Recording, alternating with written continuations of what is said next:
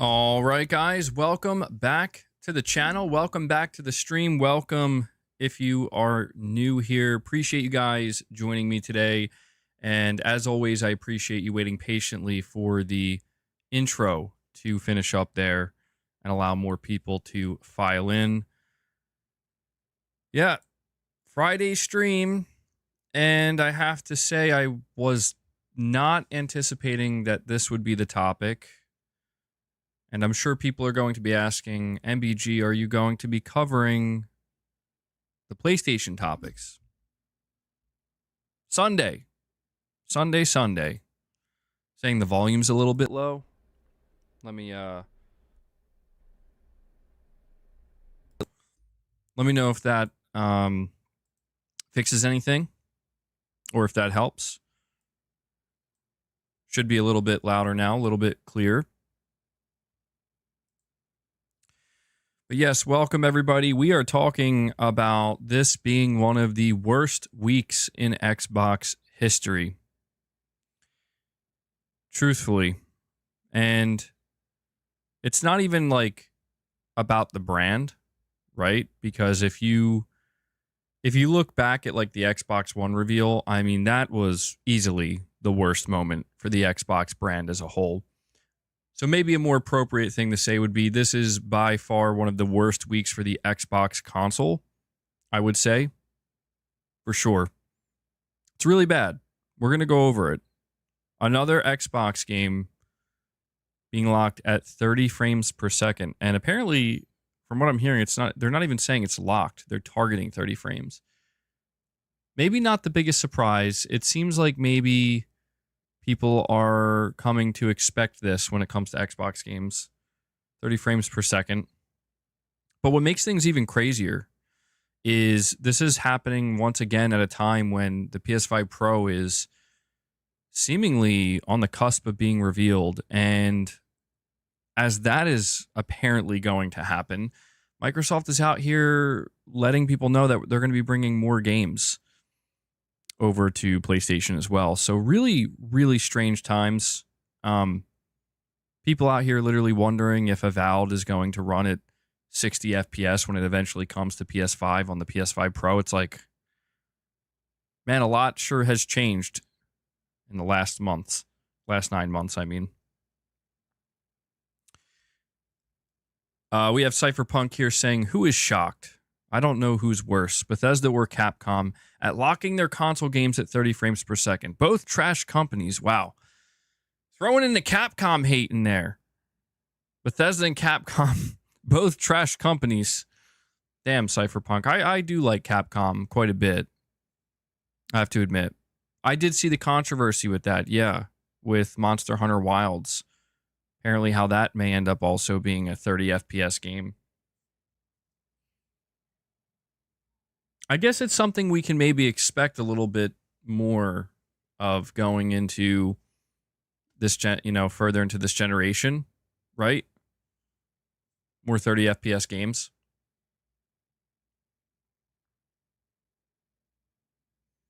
Capono, you're saying all previous generations were at 30 frames and no one complained. I think there were some complaints, but I get what you're saying. It seems like hardly anybody really made a big deal about it. But I would say the biggest difference between this generation and the previous generation is this generation we've had an abundance of games that offer 60 FPS performance modes. In fact, it's actually less common for games to be locked or targeting 30 FPS than they are to be having a 60 FPS performance mode. Even if that 60 FPS performance mode isn't perfect, it seems like that players have become conditioned to expect that. Absolutely. So I'd say that's probably the biggest difference in why people are much more vocal now. But we're going to talk about this today. Yeah, we will be talking about Monster Hunter as well. I saw that you were at that popped up. I actually did have that. Hold on. I had that a report up about that, and I don't know where it went. I don't know why it's not here. Hold on one sec.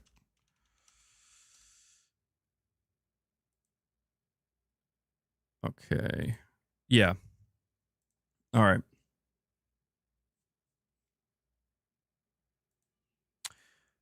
We have Waylark with a super chat saying, is it strange times? We've known that they're going to be porting the games for a while now, and that Xbox as a console is over for even longer.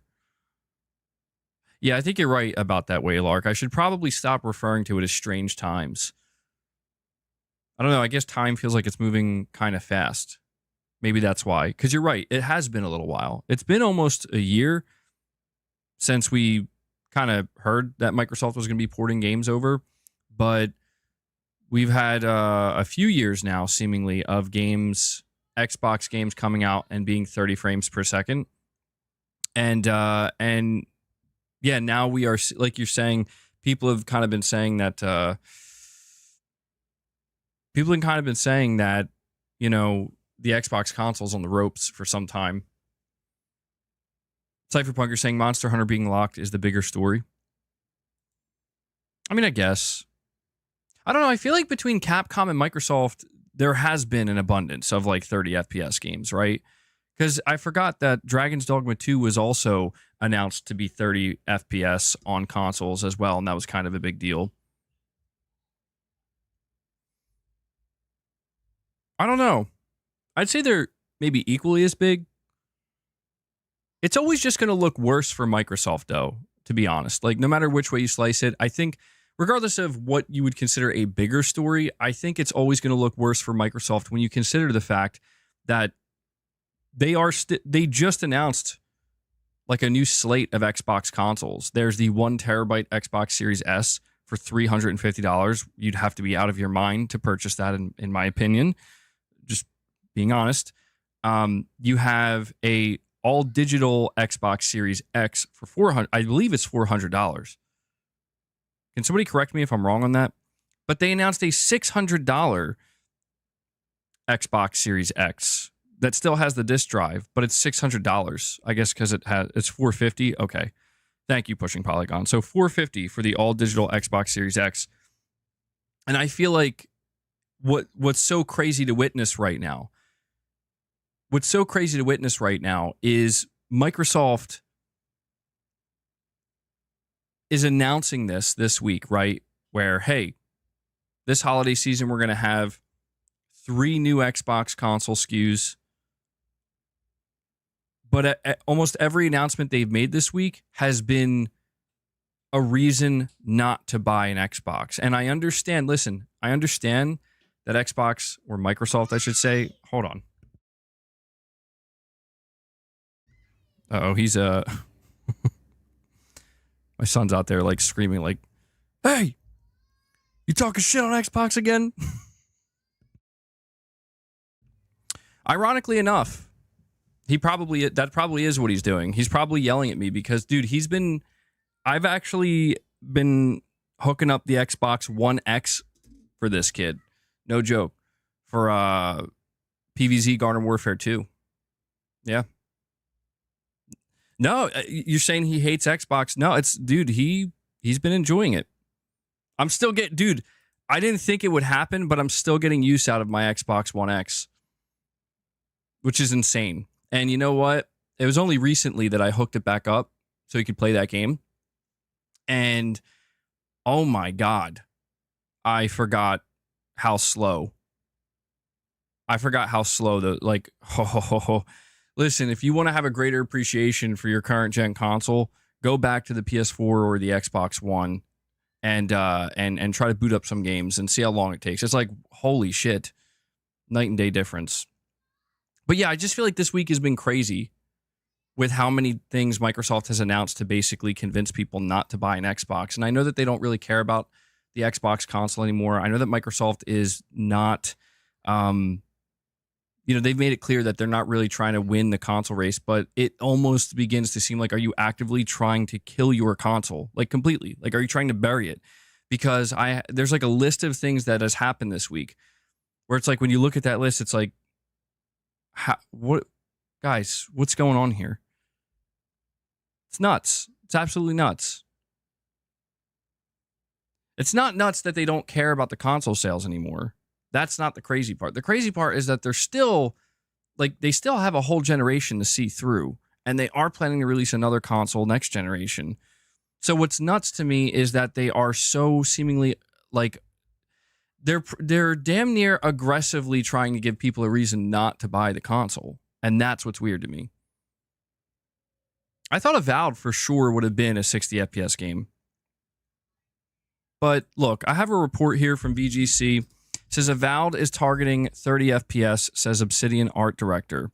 You don't necessarily need that 60 frames.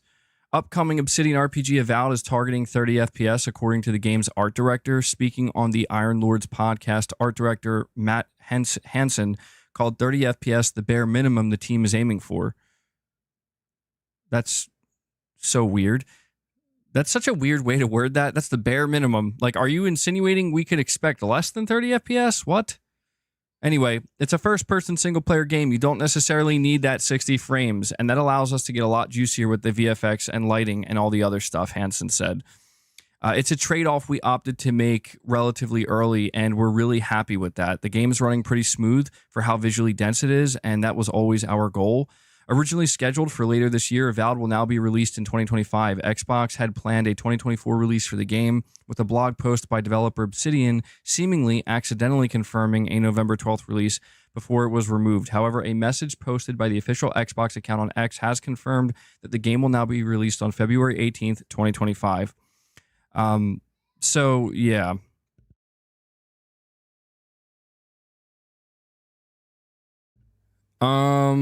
I guess we are at a point now where if you are somebody who is looking forward to playing any of these Xbox games on the Xbox console, don't expect 60 FPS. It's clear that Microsoft is, and these specifically their development teams, they do not really care to give you 60 FPS, at least not as much as you would think they would. And I do, at least on Twitter, I've seen people coming out and trying to defend this. And, you know, this is why I'm just getting depressed at this point, because it's clear that, like, dude, why are people trying to defend this? Why are people trying to downplay it? I'm not saying you should lose your shit over it, but you definitely, if you are somebody who cares about the Xbox console still, which seeing people defend it, clearly there are people who still do, like, you should be pushing Microsoft to try to do this. You know what I mean? You should be pushing Microsoft to encourage their developers. Like, you should have some kind of 60 FPS performance mode. That has basically become the standard. That has essentially become the standard this generation on these consoles. And, you know, it's weird because Obsidian's just straight up saying, like, you know, bare minimum 30 FPS. Like, what the hell? Bare minimum? Bare minimum? What? I feel like we're going backwards at this point. It's so weird that they're wording it that way. Chris Brown, you're saying 30 FPS sentiment would be better if it wasn't 25 FPS.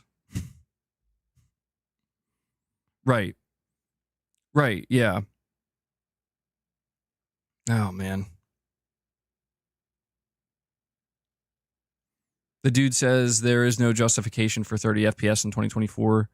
You have to have an extra chromosome to think it's fine in 2024. I mean, it's an intense way to put it, the dude, but it's weird to see, like I said, man, see people coming out and defending this. Like, I've seen some people saying that they're okay with that.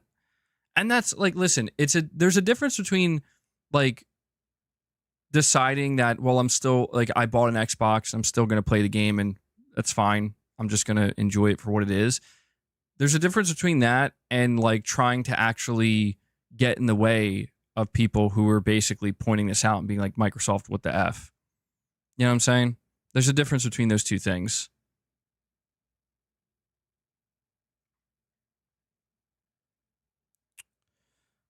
Cypherpunk, you're saying, has Obsidian ever made a 60 FPS game?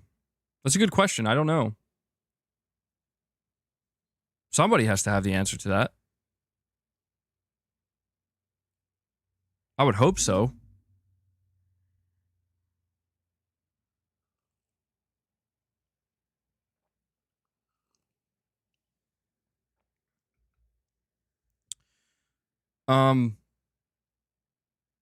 They're busy holding the line. Yeah. Digital Dude 25. Uh-oh. Says, anyone up for some chaos today? Digital Dude 25, I will only welcome the chaos as long as you're dropping some membership gifts, man. You know how it is. As long as you're supporting, man. Although, Digital Dude, I will say right now, don't go too crazy. You were getting a little, you were pushing the line yesterday. All right? Don't push the line. Controlled chaos, okay? Controlled chaos. Arguing that a game from 2010 is 30 FPS to defend Avowed being 30 FPS is... yeah, the dude. I hear you, man. People care about FPS more than gameplay loops, story characters, music, etc. I would hope not, to be honest. Like, that's the thing is, everything you just listed at the end of the day trumps, a game having to be played at 30 FPS, in my opinion. Like, if there was a game that I absolutely had to have and wanted to play, I would not let it being locked at 30 FPS stop me from experiencing that game. Just being honest. I would be upset, maybe. I'd be frustrated. But, oh, I'm sorry, Hen. Yeah, I almost missed your chat. Member for 8 months. He says they should just use frame generation like Wukong. Wukong runs internally at 30 frames per second and doubles its FPS. It looks bad in motion, but people obviously don't care. Yeah, I did see that with Black Myth Wukong. Digital Foundry pointed that out. And yeah, you can tell the performance mode in Black Myth Wukong, it's got some issues in the way it presents. And yeah, I was like noticing when I was playing it that something about the 60 FPS feels a little strange, but there's no denying that that is better than nothing.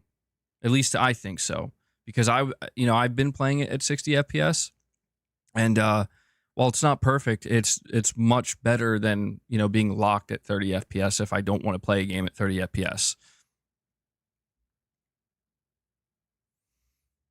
Cypherpunk says, or sorry, I read that one already. We have Waylark saying, why would they push them? Either the console is dead or it's not. If it's dead, then they wouldn't care, LOL. Well, here's why I think they should push them, Waylark. They should, because they still have millions of people who bought these consoles. They have millions of customers that they convinced to invest in an Xbox Series S. Well, I wouldn't expect 60 FPS on the Series S, but I do think that there's probably like 12, 13 million Xbox Series X consoles out there. We don't have an exact number on the split. Let's say like anywhere between 10 and 14 million, right? That's a lot of people. And I feel like these people, at least a good chunk of them, a decent chunk of them, probably bought the Series X based on the marketing of teraflops, most powerful console. It's more powerful than the PS5. Buy it. You know what I mean? So I think they should at least try to push their development teams. It's like, listen, even if this is the last console generation we actually try in, you should offer that. Like, this is why it's sad to see Microsoft give up, dude. Because when we talk about the lack of competition, I mean, fuck, man. Sony's out here making sure every one of their games has a 60 FPS performance mode. Every one of their games. No excuses. If Microsoft cared, they would feel the pressure. They would feel like, man, we got to make sure we can match that. But they don't. And they're not. They're not matching that. They're not even trying. They didn't try with Starfield. They didn't try. And the craziest thing about Starfield is I think it did get a 60 FPS update, but it was like way later. Redfall didn't even have 60 FPS. That came way later.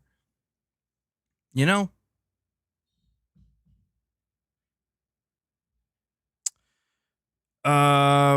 So really quick, we have Digital Dude. This is an interesting behavior I'm seeing from Digital Dude. He has 1, 2, 3. He dropped 4 $2 super chats. Oh wow, okay. Now I'm really getting screwed up. He's counting 1, 2, 3, 4, and then Joshua Reese comes in. and also drops 4. Hold on now. I'm trying to figure out what. This isn't a countdown. He's counting up. What is he counting up to? You're scaring me, digital dude.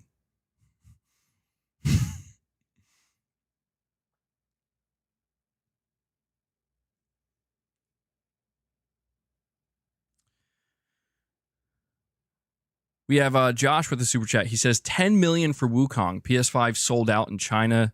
Xbox Super L.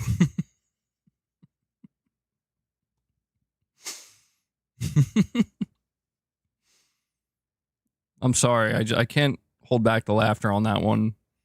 I've seen Xbox L, Microsoft L, Xbox L. I've seen the L's thrown around a lot, but I don't think I've ever seen somebody say Super L. Super L, bro. Super L. Sorry. I'm just hung up on that Super L. Concord Super L too? I don't know. Oh, really quick. Josh, I'm going to finish reading your super chat, but bro, I've seen so many people, because I posted about this on Twitter. I posted about, the situation that Xbox is in. I posted a couple facts that occurred this week. And the amount of people that I see being like, Concord, bro. Why are you focused on this and not Concord? PlayStation sucks too. PlayStation's got that Concord shit. And I'm like, dude, it's like, oh my God, if you only knew. I've talked about Concord probably too much at this point. And that makes me sad that people just don't know, man. But Josh, you're saying 10 million for Wukong, PS5 sold out in China, Xbox Super L. This is one of the all-time most stank weeks. Oh my God, Josh, it just gets worse. Stank weeks for Xbox I can remember. Phantom Blade next. Apparently Phantom Blade isn't coming out till like 2026, so we got some time for that one. But Josh coming in, dropping Xbox Super L, stank week. One of the most stank weeks. Disgusting.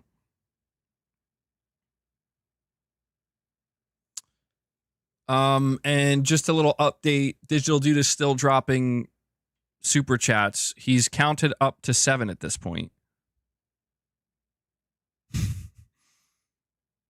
Anybody want to guess what he's counting up to?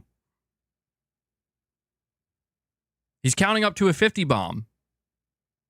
No, probably not. I don't know. We have Cypherpunk with a super chat. Thank you, buddy. Saying the console only makes up 3% of the gaming player base in China. It's 66% mobile and 31% PC. Console only makes a little over $1 billion per year. Sony could try to get more of a foot in the door. Yeah, you're absolutely right about that, Cypherpunk. It cannot be understated. Look, we don't know how many copies Black Myth Wukong has sold on PS5. We don't know. Could have been 2 million, could have been 1 million, could be 5 million. We really don't know. It's probably not 5 million. But what we do know is that Black Myth Wukong selling 10 million copies in 3 days is mind-blowing. I actually am struggling to believe that, man. I'm struggling to believe that. That is, that's like $600 million in revenue, dude. Apparently that's how much they made. That's in 3 days. Even Sony's probably looking at that like, what the fuck? That's crazy. So I think you're right, man. Sony's pursuit of the Chinese market and trying to get more of a foothold in these different territories where there's a potential market, untapped market for a console. I think, yeah, Sony should pursue that. It's a good idea. It's wise of them to pursue that. And I think having something like Black Myth Wukong available on their console, I mean, we did see, and Josh just mentioned it, the PS5 is like sold out in China. Sony's probably like, oh shit, quick, get more consoles over there. So, yeah, man.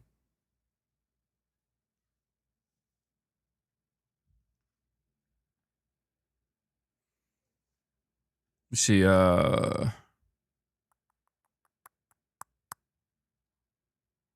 We have the King TV saying is Black Myth Game of the Year.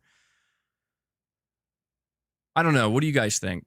For those of you who've played Black Myth Wukong, I think I just now got to chapter 2, so I don't know that I feel comfortable gauging that yet. But for people who've gotten further in it, what are you thinking?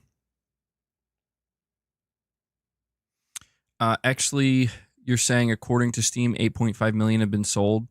So about 1.5 million on PS5. I found you found that with about 20,000 reviews equals about 1 million sold on PSN. Interesting. That would actually be less than I would expect, truthfully.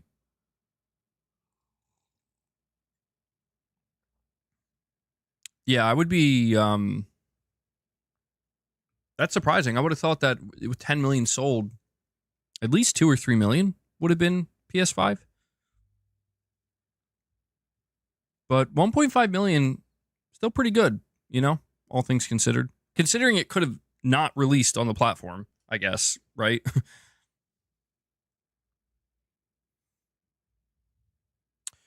We have OK here. Member for 12 months says PS5/series are obsolete tech. If gamers want to stop crying over frames, buy a PC. Oh, hold on. I lost your chat here.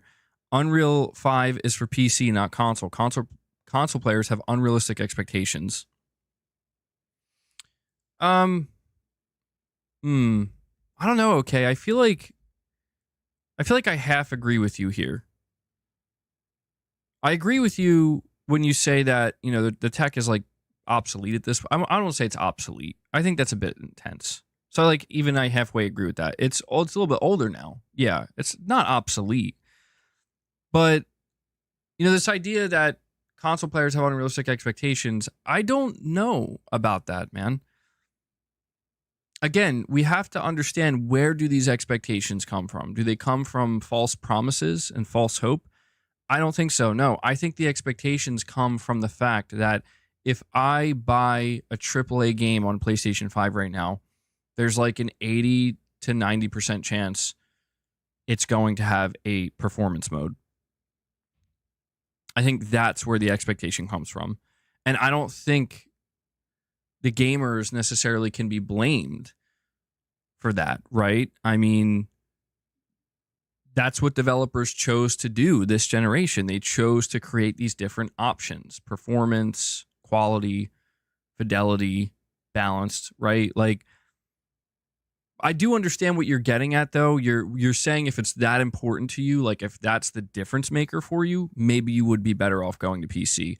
I can't argue with that. If you do want more and you expect that consistently across the board, almost to a point where there's no excuses, then PC is the place where you go, I would say. But I don't think it's, listen, I don't think, see, this is what concerns me, man. This type of mentality, I'm going to be honest.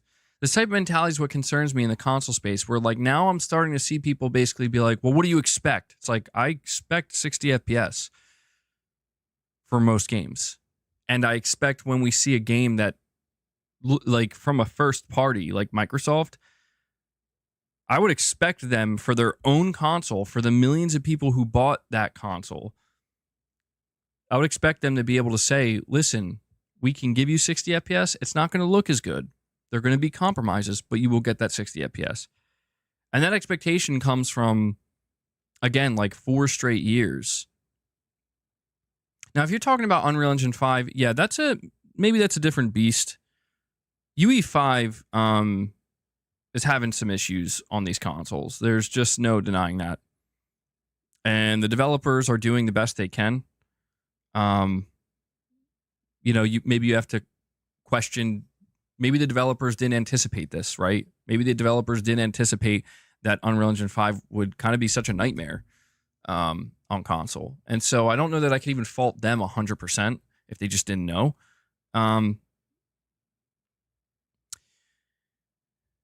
starting to wonder if Unreal Engine 5 is an engine that's really not going to shine on console until the next generation. It's starting to seem that way. Avowed is Unreal Engine 5. Well,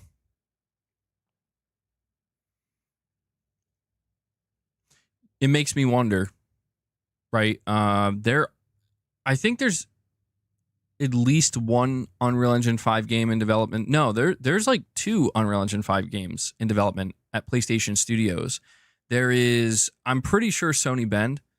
Somebody correct me on this if I'm misremembering, but I'm pretty sure Sony Bend confirmed their next game is going to be Unreal Engine 5. And I'm pretty sure Firewalk Studios, their horror game that they're making, is going to be an Unreal Engine 5. And it'll be interesting to see how they handle it, right? Because, I don't know, you look at Black Myth Wukong, that's a UE5 game. It's a very impressive game. The performance mode on PS5, again, it's not perfect, but it's still there.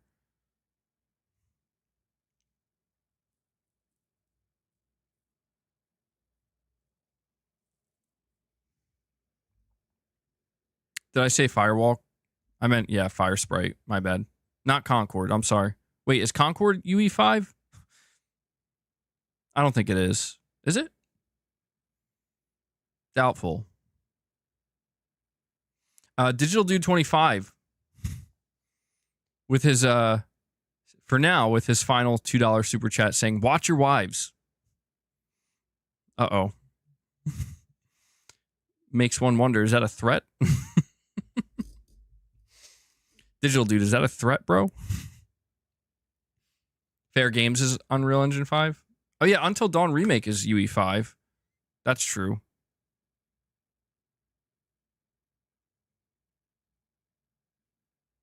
Waylark says Black Myth Wukong will not win many Game of the Year awards since the media picks most of the winners. Unfortunately, that's how it goes. Yeah, that's a good point. I didn't think about that. It's kind of nonsense, you know? I mean, this is why sometimes I think sales data just kind of proves, you know, like reviews can only go so far. 10 million units sold in 3 days. The hunger, the appetite for this game through the roof. And, you know, certain woke journalists aren't going to stop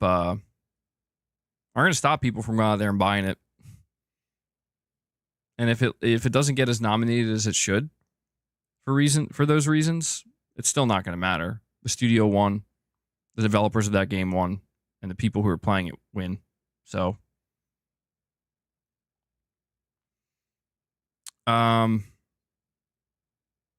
Doolin Jones, thank you, buddy. You're saying Microsoft gaming leadership is killing Xbox, but Phil Spencer knows he can't be competing with PlayStation anymore. Multi-platform is only saving their business and making it more money. Just buy a PlayStation 5, guys.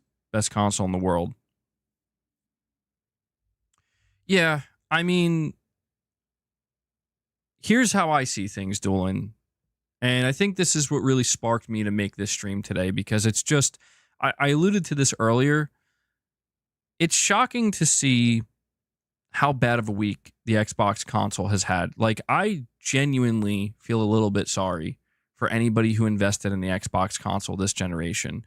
Because I remember, I was there, man. Like, I won't lie. Microsoft did a good job hyping up the Xbox Series X, and they were convincing. You know, even at launch, I was obviously going to get a PS5, and I was way more excited for PlayStation, but I was considering, like, should I also throw in a Series X on that?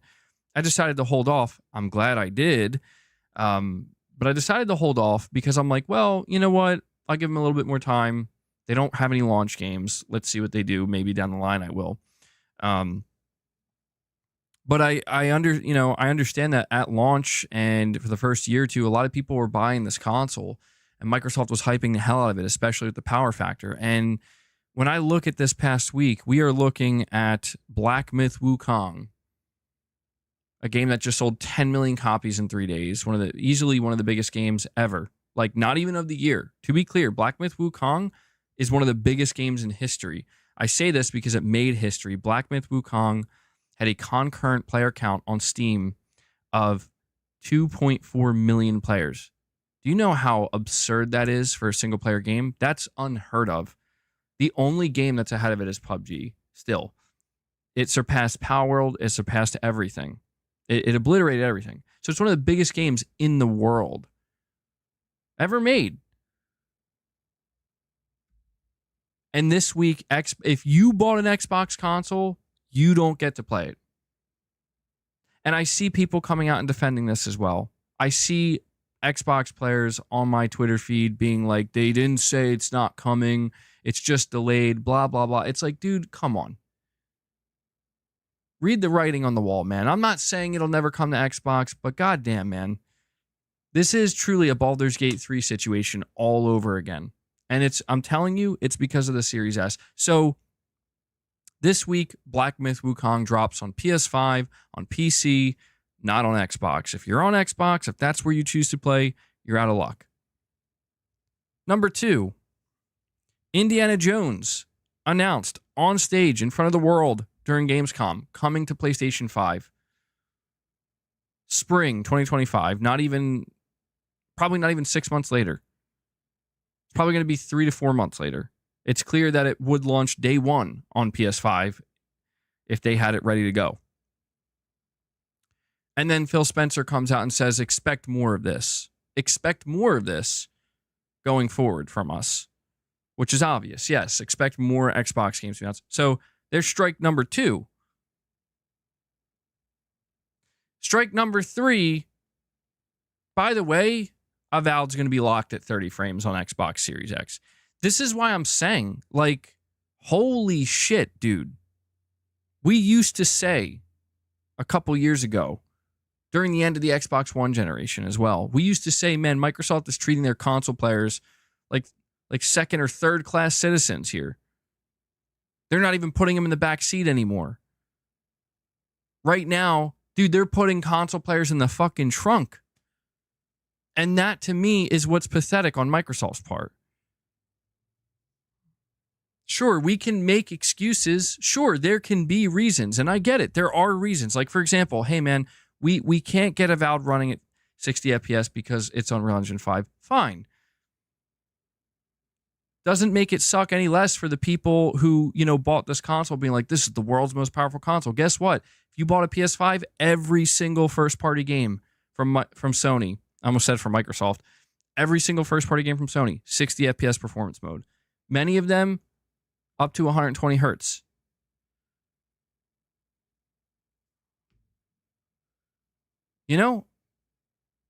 When I think about this stuff, it's just, this is what's sad, man, is I'm still seeing people make excuses, and I feel like this is why this console died, bro. This is why the Xbox brand has completely transformed into what it is, because this is what it's always been about. It's always been about making excuses.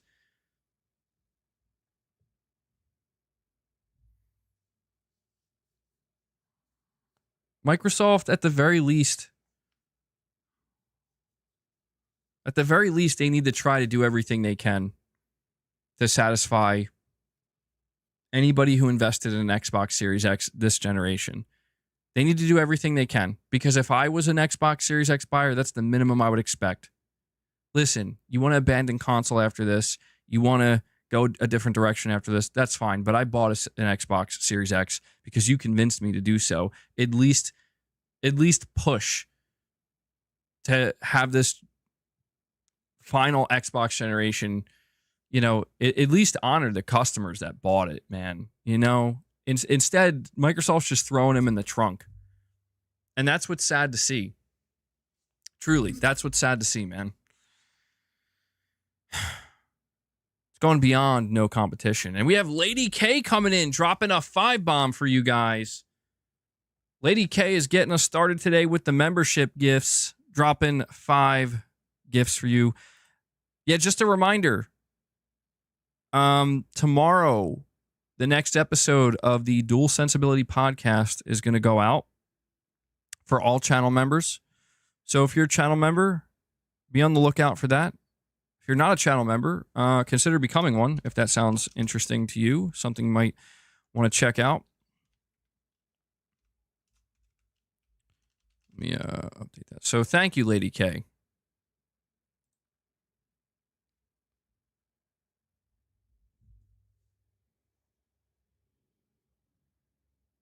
And Doolin Jones, thank you for your super chat, man.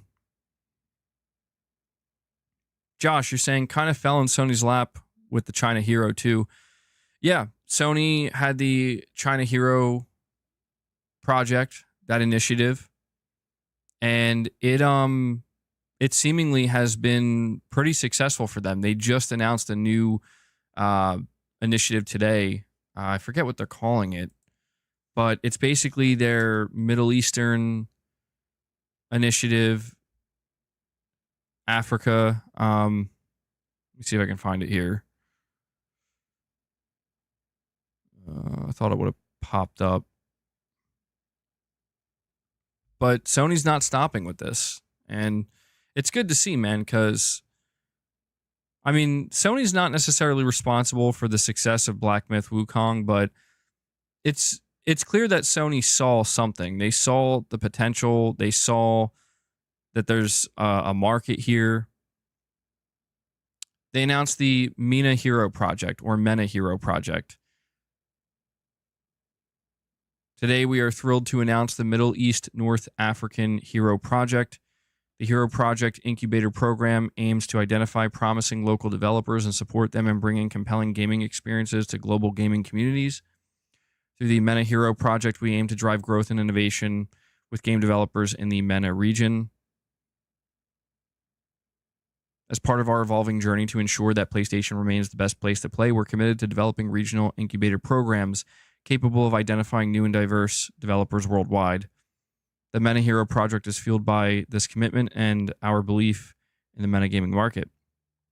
The MENA Hero Project will support game developers based in the following countries: Saudi Arabia, United Arab Emirates, Bahrain, Iraq, Kuwait, Oman, Qatar. I don't know if I'm mispronouncing these. Jordan, Egypt, Morocco, and Tunisia. Super interesting, man. I probably mispronounced some of those territories, but I think it's a good thing that they're doing. I do. Qatar, is that how you say that? What did I say, like Qatar? Qatar. I shouldn't be reading this shit, man.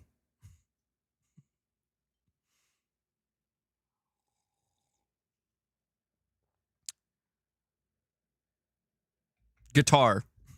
That's how I say it. Guitar. You know, everybody knows guitar. Whatever happened to The Wolf Among Us 2?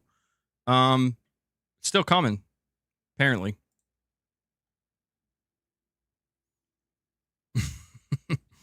Irfin's like, MBG's great with names as always. Jack, you're saying the China Hero Project is bearing fruit pretty soon. Maybe in a couple years, Sony's India project will start to see the first slate of games. Yeah, it's a cool thing that they're doing. It's smart because they understand that these are territories that, that are now maybe just really starting to get heavily into game development. And there's potentially a lot of diamonds in the rough. Chris Brown, you're saying UE5 was unveiled for PS5 and Series X. So what's his point? Yeah, that's where I feel like maybe Epic Games may have even screwed over Sony and Microsoft a little bit, where Sony and Microsoft themselves with their new consoles may have been a little oversold on Unreal Engine 5. And it's interesting to think for the first 2 years of Unreal Engine 5, Epic Games was really trying to sell people on it. You know, you had that tech demo with the PS5, but you also had the Matrix tech demo that came out a year later. And it was kind of cool to see that stuff at the time. But we're over here being like, so I guess if we get games that look like that or try to mimic that, they're going to be locked at 30. But yeah, I don't know. I think that most developers maybe got the message this generation, and Sony seemingly has also got the message this generation that people want 60 FPS performance modes. Like, I'm pretty sure. So I don't want to like lock this in. Like, I don't want to say this is actually how it is behind the scenes at Sony, but I wouldn't be surprised if it's basically like a mandate that like you gotta have a 60 FPS performance mode within their own internal studios, you know, where it's like, we're not going to ship your game until it has a 60 FPS mode. That could change. I mean, I could see Sony announcing a game at some point in 2025 or 6, and they'll be like, yeah, this one's locked at 30. It would be surprising. It would be a first. You do have to wonder how the PS5 Pro maybe changes that, right? Does the PS5 Pro change how Sony approaches that, where, okay, if we can promise a 60 FPS mode on the Pro, but maybe it's got to be locked at 30 on the base PS5, I guess that still counts in a way. I don't know. We also have Cypherpunk saying, honestly, I never expected 60 FPS or a game to look amazing on consoles, as it's generally an entry-level machine or marketed more to kids. But if games are good and fun, then I don't really care. Yeah, I mean, there's nothing wrong with having that outlook, you know? It is true that this is the first generation where I think people have begun to develop that expectation for 60 FPS, because it's disappointing at this point, I think, for current gen console owners, generally speaking, when we hear, oh, a game's locked at 30. But at the same time, there is something to be said where it's like, well, if you invested and bought a console, any of the previous generations, surely you're somewhat used to playing games at 30, right? But it's also one of those things maybe where once people are introduced to it, it feels hard to go back. And that's another problem, I think, because you're right. The consoles, I mean, you're saying you view it as like a generally entry-level machine. You're saying maybe it's marketed more towards kids. I don't know if I fully agree with that. I think that there are plenty of people, plenty of adults that are heavily into gaming that prefer to play on console for one reason or another. But it is supposed to be the more simplistic, machine that maybe most people playing on it don't necessarily care what the frame rate of a game is going to be. But that's where I feel like this is the first generation where even if you are casual, right, and you don't really care about that stuff, you probably couldn't help but notice, man, games run a lot smoother this time around. Why is that? How come all these games I played so far, like, they seem to run so much smoother than the games I played on the PS4? And once you get used to that, even just from a visual standpoint, and then you come across a game where it's like, oh, this is not as smooth. And then maybe they do some research and like, oh, it's because it's 30 frames and not 60. And then it's like, oh, all games on the PS4 basically were 30 frames and everything before that. So I think it's, it's one of these things where I think a lot of people wouldn't care if it wasn't basically the new standard, if it wasn't the current standard, I should say. I do agree with that, Cypherpunk. I think that most people probably wouldn't care, but only if most games this generation were still 30 FPS. But yeah, I mean, I don't know. I don't know what to expect for the remainder of this generation, but it does seem like an expectation we can have is, at least with Unreal Engine 5 games, don't hold your breath, don't hold your breath. Hollywood Will Burn says, finally got my PSVR 2 PC adapter. So excited. Yeah, good to hear. A lot of people were on that very quick. PC adapter sold out almost immediately.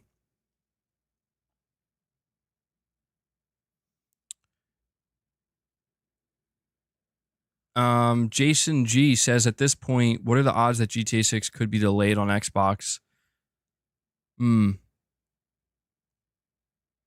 Yeah, I don't know, man.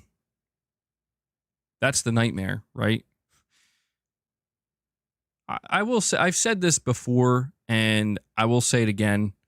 It's worth repeating that Rockstar, they're like wizards, they're not amateur developers. They're the best of the best of the best. And if there's any studio that I think could pull something insane off on Xbox Series S hardware, where it's like, holy shit, I didn't think this was possible, it would be them. I mean, they'll do the same thing with the current gen consoles, but I guess what I'm trying to say is I have much more confidence that Rockstar will find some kind of insane solution that, again, nobody would have really expected. But I also do believe that that like if they ran into any serious problems that they couldn't overcome, Microsoft would obviously just be like, oh yeah, okay, just don't release it on the Series S. It would hurt Microsoft a lot, but what choice would they have?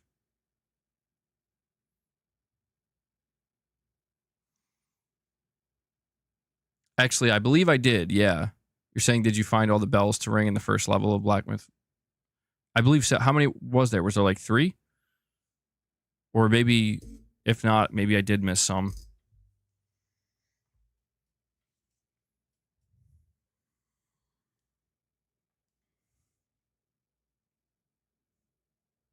There's 3. Yeah, if there's 3 total, I found all of them. I fought the secret boss. Yep. Yeah, where you get like teleported, right?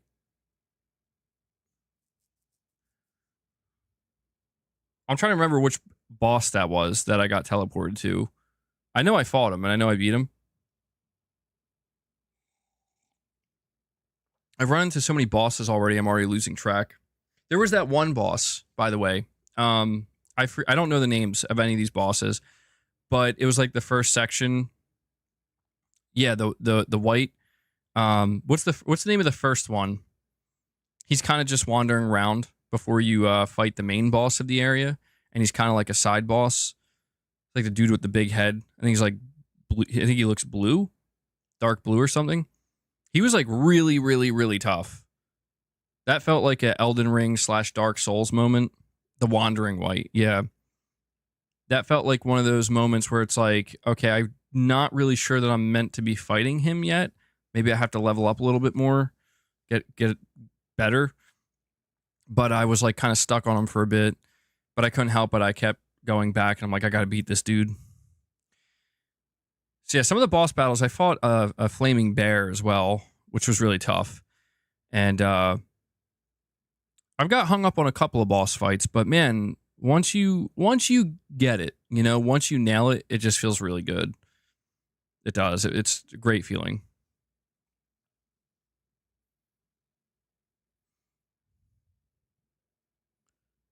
Yeah, it's the first skill check. It seems so. Yeah. Waylark, you're saying, what if Rockstar locks GTA at 30 FPS to keep the look of the game good and then get people to double dip with a 60 FPS PS6 version?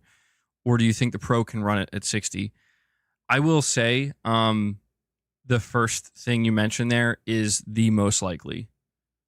Yeah, for sure. I do not doubt Take-Two Interactive and Rockstar Games when it comes to maximizing potential revenue and profit. And I think that the truth is they can do whatever they want with Grand Theft Auto 6 and no one will bat an eye. They won't, because it just won't matter. They have it's such a powerful card to play. The Grand Theft Auto name holds so much weight. And I don't say that lightly. I think they're one of the only developers with an IP that, like, yeah, they could probably do whatever they want and everybody will just accept it and not question it.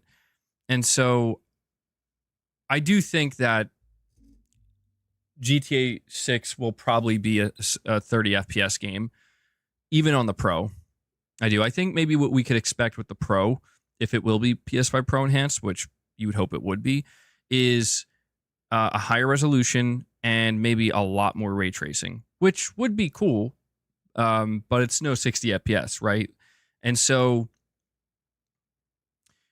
GTA 6, I'll tell you this. If I had to put money on it right now, I was a betting man, I'd put my money on it's going to be 30 frames this entire generation. And we don't have a chance of seeing that game run at 60 FPS until next generation. And next generation might be when the PC version comes out as well. So they could kind of, or maybe, I don't know. Do you think the PC version would come out before the next gen version? Because there will be a next gen version of GTA 6 for sure with the PlayStation 6 and the next Xbox. I just wonder if the PC version would come before or after. I'm thinking probably afterwards, truthfully. I think they're going to take their good old time.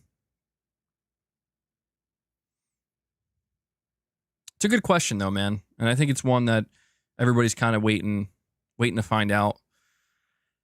So one other thing I'll say though about the idea of GTA 6 being 30 FPS on console.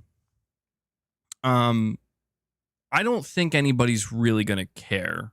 You know, I think this is where when we look at Avowed being 30 frames per second, I think people are a little bit more surprised by that because it's a first party Microsoft game and studio, and it's supposed to be, you know, incredible, like super optimized for their own console, and they have the more powerful console on paper. And so they're saying, yeah, sorry, we're not going to be able to offer 60 FPS at all. I think that is different from, this is Rockstar Games. They are truly pushing the boundaries of what is possible in gaming as a whole. They're pushing the boundaries. They're pushing the envelope. I think when we see a team that's doing something like that and they come out and they're like, all right, I'm not trying to throw Starfield under the bus here, but I do remember before Starfield was coming out, there was like this insane hype behind it where it's like, this is going to be a game of the generation. And I do specifically remember when we found out it was going to be 30 FPS, a lot of the defense, and it was understandable at the time, a lot of people were defending it because they were saying like, well, Bethesda's trying to push the envelope here. You know, they're trying to push the boundaries to their next big RPG. So it's like, it's okay that it's 30 FPS. And then the game came out and people were like, this isn't pushing anything. Like, this isn't doing anything new. You know, it was very underwhelming in that sense. That's where I think Rockstar is actually going to be the first developer to really do that this generation. Like, Rockstar is going to be the first developer where they're going to tell you, oh, we are truly pushing the envelope in what's possible. And there's not going to be anything like it. When you play GTA 6, you're going to be just blown away by everything that's going on and the level of detail. You're not going to be able to, you're not even going to have a moment to think about the fact that it's not 60 FPS. I think that's what they're pushing for, but I think the difference is they will achieve that.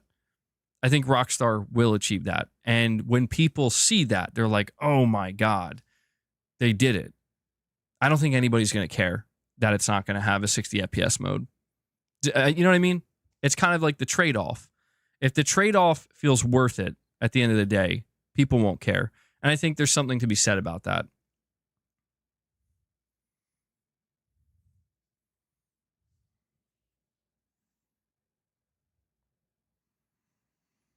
Arnie Vesper saying, are you enjoying Black Myth? I'm in chapter 3. I've been enjoying it so far. I will say, like, I've been enjoying most of my time with Black Myth Wukong. The only few times I've gotten hung up a little bit is the game feels a bit floaty at times for me. And that is, I think, the only thing that's hurting my experience with it so far. I wish that the way the game felt to play, I wish it just felt tighter and more instantaneous. I don't know if this is the input lag or if this is the way it was just developed, where it's meant to feel like this. But I have noticed that a couple of times I start to feel a little bit like, all right, I'm going to put the controller down for now and take a little break, because it's starting to feel like not everything's registering exactly the way I want it to. It's interesting. It feels like the timing in my brain, is trying to align with what's actually, like, the inputs that I'm making and versus when it's happening on screen. It's not like severe, but Gavin, you're saying no one mentioned lag until Digital Foundry, LOL. Well, that's why I'm saying, like, it's one of these things where I was playing it and I'm like, I'm trying to figure out if this is intentional or not. Like, is this intentionally done? Is this how it's meant to feel? And when Digital Foundry mentioned that there is input lag, it made me think, oh, okay. All right, maybe that's what's throwing it off a little bit here, where it wouldn't surprise me if it's like, no, it's a technical issue. It's actually meant to feel more more precise, more instantaneous than it does. The frame timing is what I'm feeling. Didn't Bloodborne have that problem too? It's like bad frame pacing or something like that.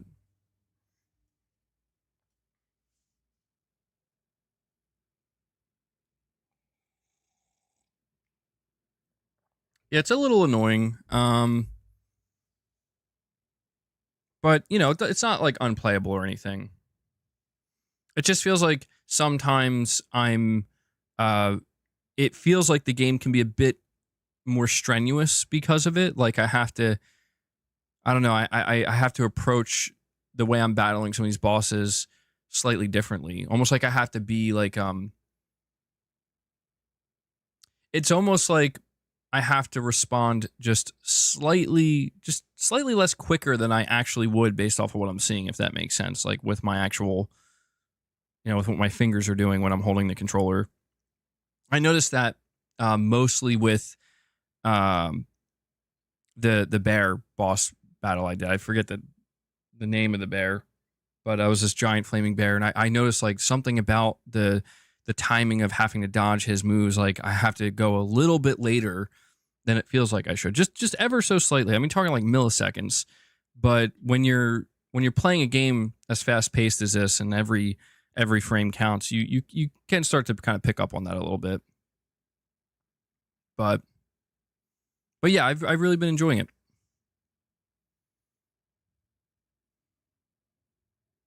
Perfect Image says Xbox, you had me at PS3, a little on PS4. Now PS5 is winning. Yeah, it's been a sad trajectory for Microsoft in the console space, to be honest. I do wonder what, again, next generation is going to look like for Xbox. I feel like I have a pretty good idea of a better idea, not a pretty good, but a better idea of what it'll look like for PlayStation, but I have no idea with Xbox.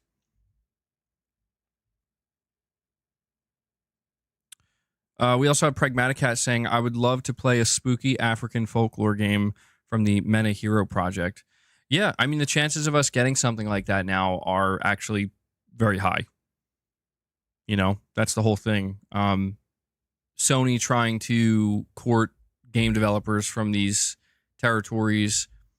Um, I suspect we are going to see a lot of games that are heavily influenced by the culture, you know, just like we're seeing with Black Myth Wukong, and that would be really cool. Yeah. Don't worry, I didn't miss your chat. I'm just a little bit behind here. Uh, no worries. We also have Doolin Jones. Thank you, buddy, for another generous super chat. You're saying PlayStation is so good at working with second and third parties, better than any gaming companies I've seen. They make so many great partnerships and many deals. At this point, it's kind of, you're saying it's not fair. PlayStation continues to grow and innovate. Yeah, dude, that's one of the other things that I'm really curious to see. I've been talking to you guys for a while now about the roadmap for PlayStation, like what's next for PlayStation, what's the second half of this generation look like? I've been talking about it ad nauseum. I am a broken record at this point. But one of the things that we talk about a little bit less when I mention that is the next wave of second and third party deals, right? It's starting to seem that Silent Hill 2 Remake marks the last deal that was made. All the deals we've seen for games like Stellar Blade, Silent Hill 2 Remake, Final Fantasy 16. There's probably a ton of others. You know, Rise of the Ronin, and games that have come previously. You know, Kena Bridge of Spirits, stuff like that. It seems like Silent Hill 2 Remake marks the last kind of like, you know, deal that we know about. And we knew about it for a long time. And so it really feels like once Sony releases, I guess it would be Horizon Lego Adventures, because Until Dawn's coming out in October. Silent Hill 2 Remake is coming out in October. And then Horizon Lego Adventures is probably coming out in October, November. Once that's out, that's the last game that Sony's got lined up. Once that's out, it really feels like, okay, now it's time to show you the next chapter, you know, the next wave. And I think that part of that, Doolin, is going to be a whole new slate of second and third party deals. Although I do want to throw this in there. It is a possibility that maybe Sony, as they're seeing Microsoft bring some of their games over, they're getting games like Black Myth Wukong, and nobody's making deals with Microsoft at this point. maybe Sony's going to pump the brakes a little bit. However, I did see a rumor not that long ago that apparently Nintendo has signed multiple developers and developers from different publishers to create Nintendo Switch 2 exclusives. So that's what could still push Sony to really, I think Sony's going to continue to try to have strong partnerships no matter what. But I'm curious to see what the second wave looks like, because you're absolutely right, Doolin. I think Sony's been killing it on that front. And, there's been this vocal group of people, this generation that have basically tried to condemn Sony for doing this. And like, condemn them for what? For trying to make their platform and their console more appealing? Not going to, as somebody who's invested in the PlayStation 5, like, I'm not going to feel bad for Sony trying to do that,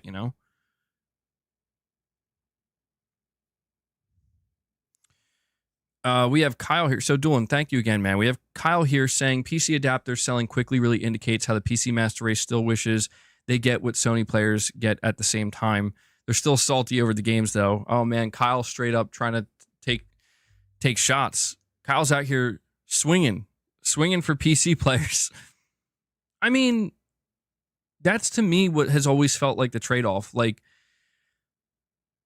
I've always talked about there's something about the console experience that I like, just inherently. There's just something about it I like. But my mindset, like my perception of PC gaming would somewhat change if I can't say I guaranteed I would dive headfirst into PC gaming, certainly not, but my perception would change and maybe I would start to make my way towards it if that's what happened, right? Like if all these games, it's just like, yeah, they're always going to be on PC day one, like, and eventually PlayStation's just going to be like a kind of hybrid PC essentially, or whatever, or not a hybrid PC, the other way around. Like you buy a PC and it's essentially can be converted to a PlayStation console, stuff like that. Yeah, whole slate gang. But yeah, man, that's the whole thing is like, one thing I can say for certain, at least for now, is I want to be there day one for PlayStation's games, PlayStation's upcoming games. I want to be there day one for Death Stranding. I will be there day one for Death Stranding. I will be there day one for Wolverine and Ghost of Tsushima 2 and any other games that Sony's going to be dropping from their first party. I will not wait on PC. More power to those who can and are okay doing that. I will not. I will be there. The console will be my primary go-to. As like, I'm not even if it's like 6 months, I'm not waiting 6 months. Like for Microsoft games like Indiana Jones that I, for me wasn't even going to get me to go buy their console. Whatever, that's fine. It's neither here nor there. But PlayStation games are my favorite games. So yeah.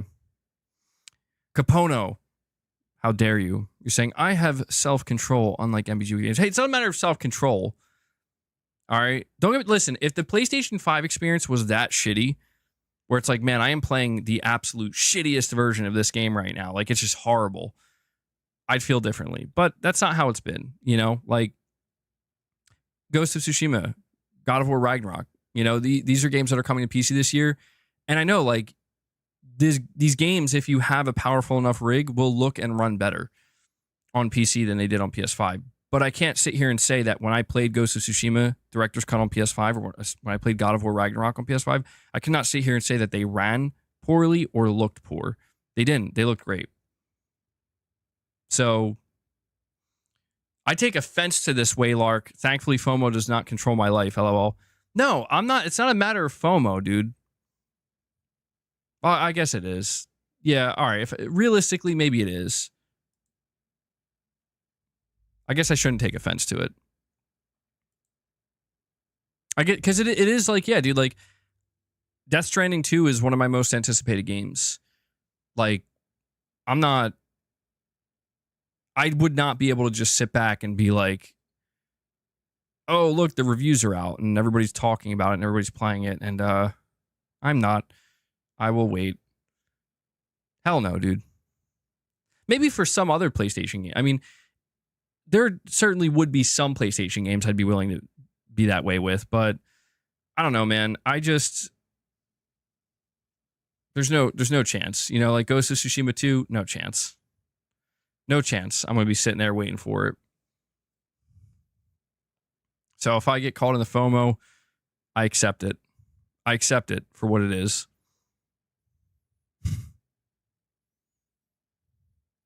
The drum man says, what are you talking about? I don't even know what I'm talking about at this point.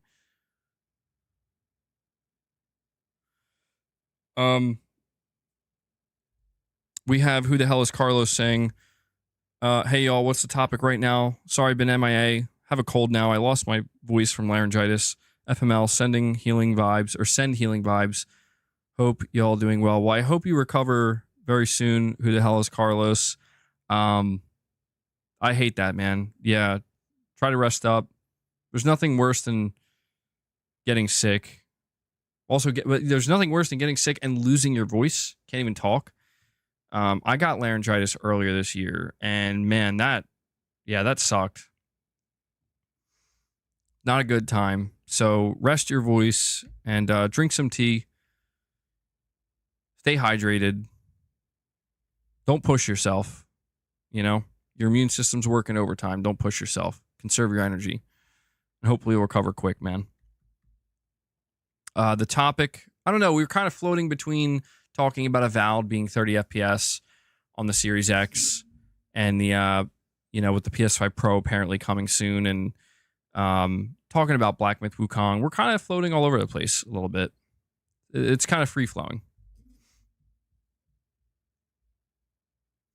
We have Blake Wilson saying, hey, MBG, I bet Rockstar is looking at Black Myth Wukong selling 10 million copies in 3 days and going, hold my beer. Oh, yeah.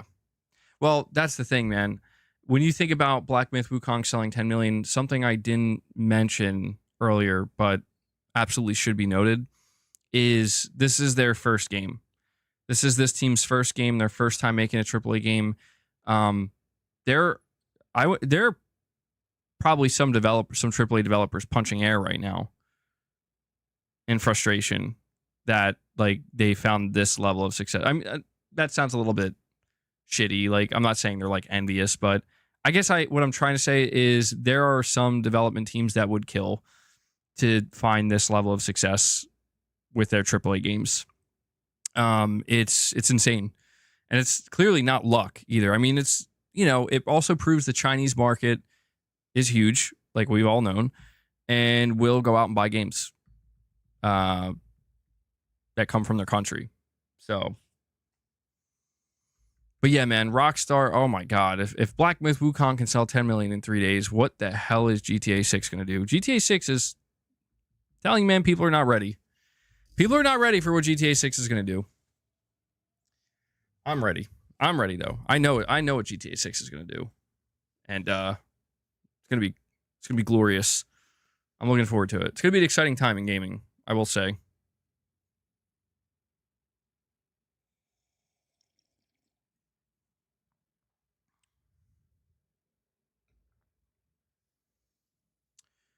We also have Cypherpunk again saying GTA 6 in development for like 12 years. You think they could figure out 60 FPS?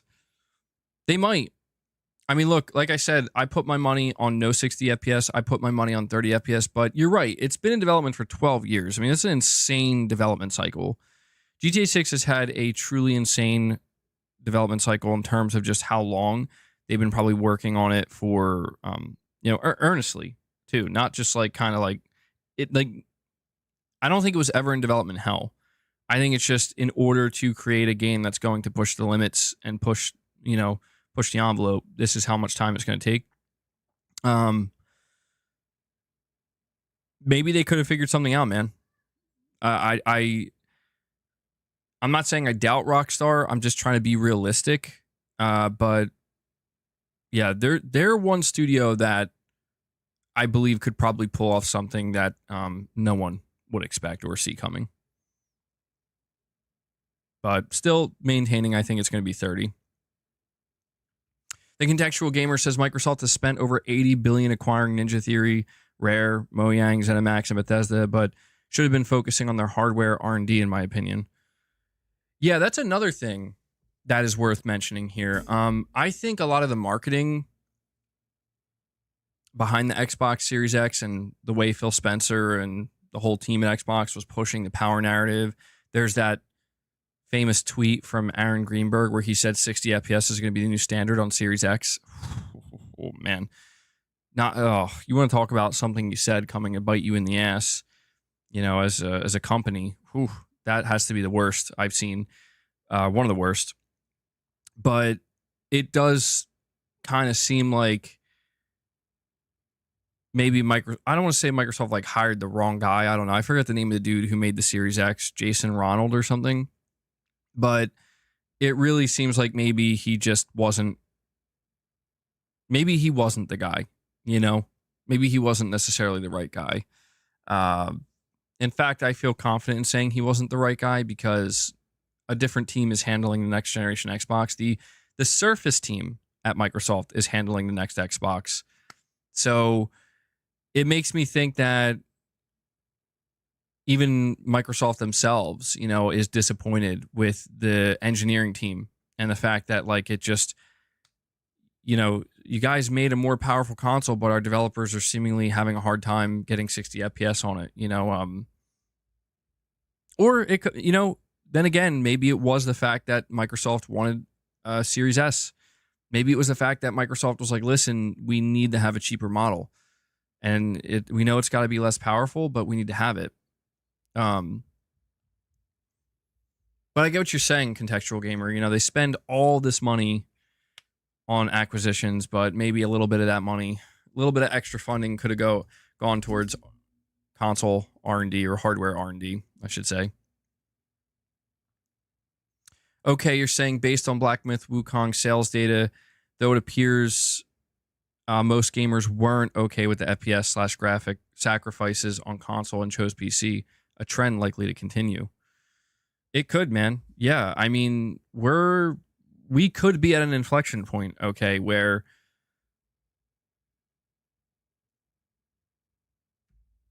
maybe by the end of this generation, it could become clear that most people are now, like the majority of people, including people who would have normally bought consoles, are now gravitating towards PC.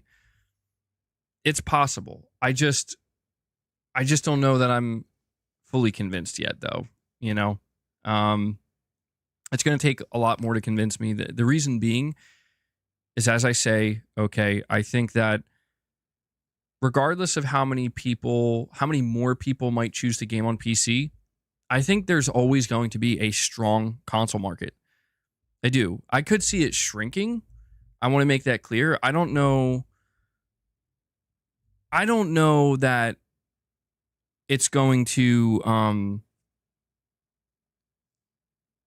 I don't know that the console market's going to grow necessarily. It seems like there's some struggle finding growth in the console market right now. It could grow, but even if it were to shrink, well, it's going to shrink if Microsoft keeps going down the path they're going. But assuming PlayStation sales start to go down a little bit, Nintendo sales don't match the Switch, and they start to go down a little bit, and overall, it seems like it's trending towards, shrinking. I think that that's a real possibility that could happen. However, it will still be relatively strong. Like, I think you're still going to have tens of millions of people certainly how strong would we say the console market is? Like 250 million? Something like that? 200 million, 250 million, give or take. Does anybody have a more accurate number? I just want to make sure I'm not totally off the mark. You guys are saying Concord's Metacritic is out. Oh shit. Yeah, I didn't even think about that. I didn't even realize. Oh wait, yeah. The reviews for Concord are probably dropping today.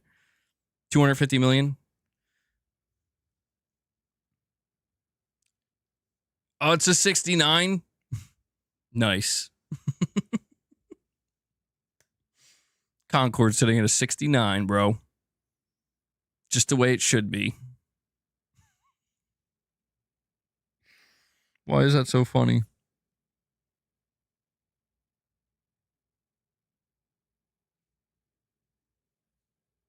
Well, you know what? Um, if the console market shrinks, if it goes from 250 million to 200 million to maybe 180 million, maybe even 175 or something, the thing about it is that's still a very large market. You know, that's a lot of customers. That's a lot of customers who are willing to pay a premium, you know? If not, maybe not a premium, maybe that's the wrong way to put it, but they're willing to invest, right, into that hardware and into it, potentially into an ecosystem. Again, you think about accessories, the whole 9 yards. That's still going to appeal. You know, it's why I try to say, like, look, man, you could convince me that PlayStation sales are only going to start to go down from this point forward. The PS5 is not going to sell as many units as the PS4 when it's all said and done. The PlayStation 6 is not going to sell as fast as the PS5, but it'll still sell respectably. You could convince me that that could happen, right? That's a real possibility. But what you can't convince me of is that Sony would stop caring about it anytime soon. The only way I could see Sony stop caring about the console, and when I say stop caring, I mean like start to aggressively shift away from it and basically be like, okay, you're going in the back seat now, is if they put out like the PlayStation 6 and it's not just tracking somewhat behind the PS5, but it's doing like the worst numbers they've ever seen. It's like doing like PS3 numbers or just slightly better than PS3, but nowhere near PS4, nowhere near PS5. I could see Sony kind of like starting to panic not panic, but at that point be ready to like pull the trigger and be like, okay, this is it. Like we may have reached the end game in the console space and it's only downhill from here. So we'll continue to support PlayStation 6. You know, we'll see through the rest of this generation, but now we have to start really going beyond aggressively, you know? But that's the thing. It just comes down to, are the console, regardless of how many people go to PC, are the console sales going to shit the bed? Are they going to start going downhill? Or are they going to remain steady? How is the PlayStation 6 going to sell? Is it going to sell well? Yes or no? If it sells well, Sony's going to be happy.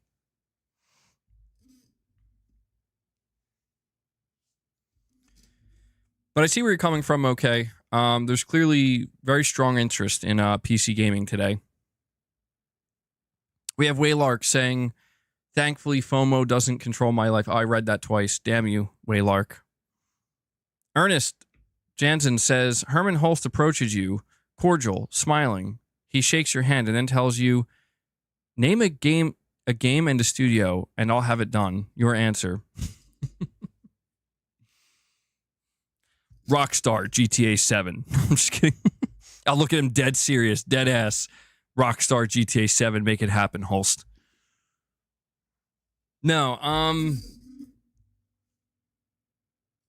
Name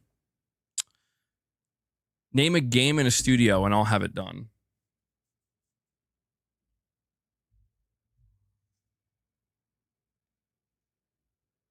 That's a tough one, man. That's a tough one. All right, Herman, Naughty Dog, Last of Us Part 2, but for real this time. Redo. Second try.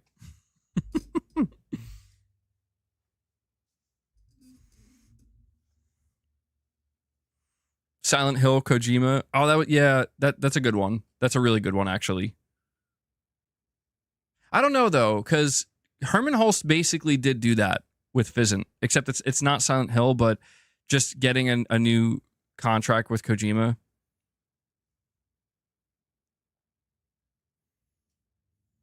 The Last of Us Part 2 Redo Edition. You owe it to us. All right. In all seriousness, let me see here.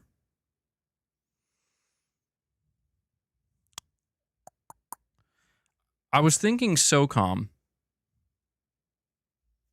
Like, truthfully, like a new SOCOM, a reboot of the SOCOM series. Tactical, third-person, multiplayer shooter. with some more modern gaming sensibilities for a modern audience. Not in that way, just preserve what made the game so unique, but obviously bring it up to a standard that people expect in the year 2025. And the only thing I'm struggling is which studio would I ask to have to work on it to make it with a VR2 mode as well. Who would I want to have make SOCOM? I don't know. I'm trying to think of a first party studio. I don't know if they have a first party studio. Maybe Guerrilla could do it.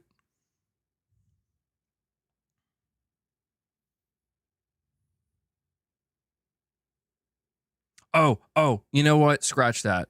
I know what I want. I want Sony, drop the money, make it happen. Max Payne 4, Rockstar. I think that's what I want. Although the voice actor of Max Payne passed away, so that's a huge bummer.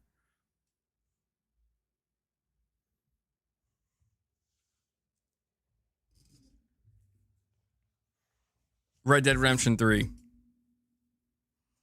I don't know, man. The Rockstar Max Payne 4, that one would feel pretty sick. Max Payne 3 was a masterpiece from top to bottom, dude. I forget about that game sometimes. And I don't know that Rockstar is going to be doing anything with it anytime soon. You think Remedy's Max Payne is greater than Rockstar's Max Payne? I don't know. I like both, but I don't know, man. I think Rockstar, something about that game, I just thought it was fucking incredible.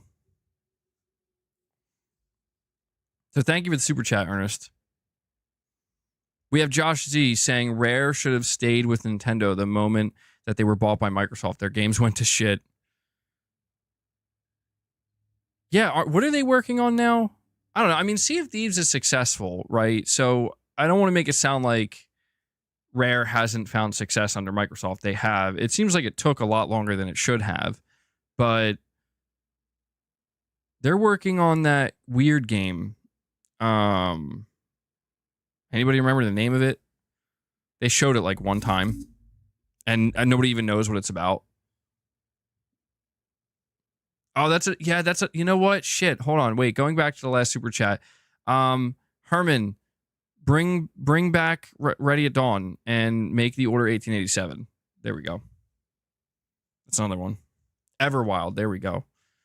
Yeah. I think everybody forgot. I forgot the name of the game, but I think everybody forgot about Everwild. And I don't know. Does anybody have any idea what that game is about? Safe to say that'll be coming to PlayStation, right? Yeah, a lot of people I think do kind of think that way though about Rare. Like maybe they would have been better off just kind of sticking with Nintendo. It's interesting to think how that studio would have evolved over time underneath Nintendo. Saying their single player games definitely went to shit. Yeah, it seems that way. Yeah.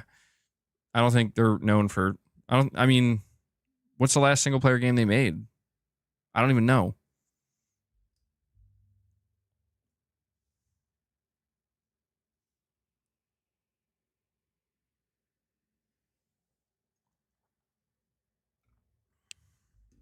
B. Flesher says, I just pray developers don't use Wukong as an excuse to abuse frame gen to hit 60 FPS because the results are very poor in my opinion.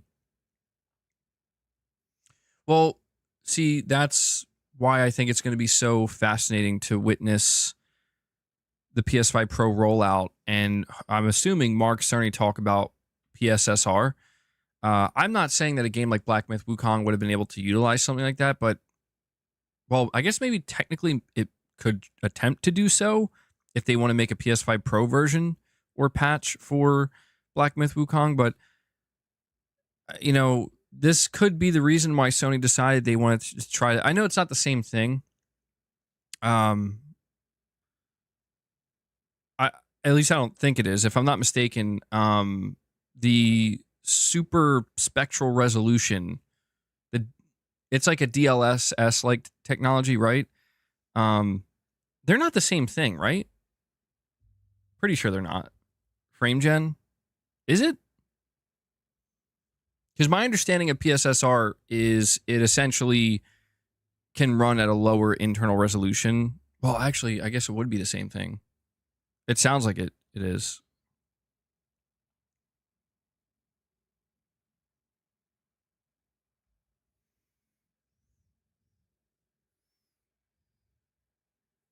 They're not.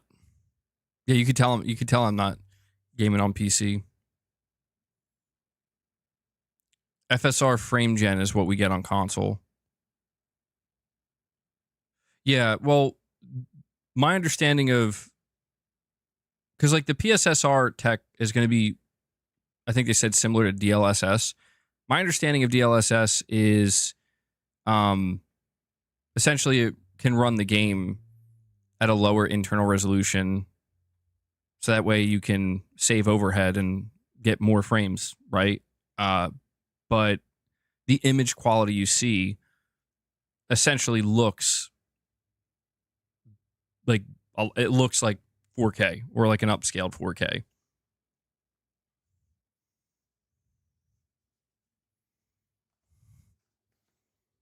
Everyone wants that DLSS. It's that good.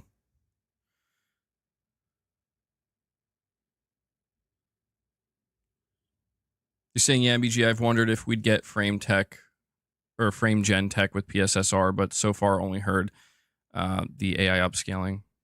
Yeah, I'd have to look into this frame gen thing. I guess that is separate. Because I was like listening to Digital Foundry's breakdown, and they were losing me a little bit. I'm not gonna lie. Where I'm like, I guess I kind of understand mostly what you're saying, but it seems like the general takeaway is the frame gen solution is far from ideal. Like it's doable, as we're seeing. Like you can do it, but it's not ideal, and it seems almost like I don't know, like a more like a half step solution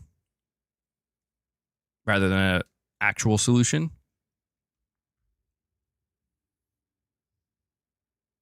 But yeah, we'll see how developers react to this. Saying MBG, I think frame gen is like a fake frame every other. It basically generates a fake frame every other frame. Oh, that's weird. Yeah, I'm gonna have to look into this a little bit deeper. I think people complaining of like ghosting and stuff. I don't know. Frame gen needs 40 to 60 FPS, not 30 FPS to 60. Yeah, I'd have to watch a breakdown. It's frame interpolation.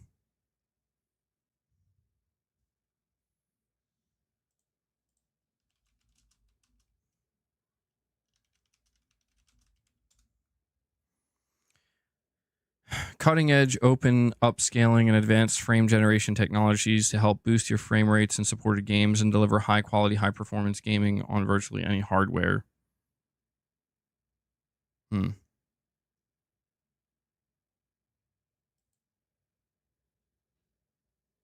Well, are they using this on the PC version as well? Like if you're running Black Myth Wukong on PC, is it using the same tech? Because if not, I was going to say we should see like a comparison between like here's 60 FPS performance on PS5 versus PC not using the technology, I guess, or just like brute forcing the 60 FPS. You can turn it off on PC. Okay. So you could get to 60 FPS on PC without having to use it. It uses AI to come up with the frame that it thinks would be in between two different frames. So the game doesn't have to render it. Oh, shit.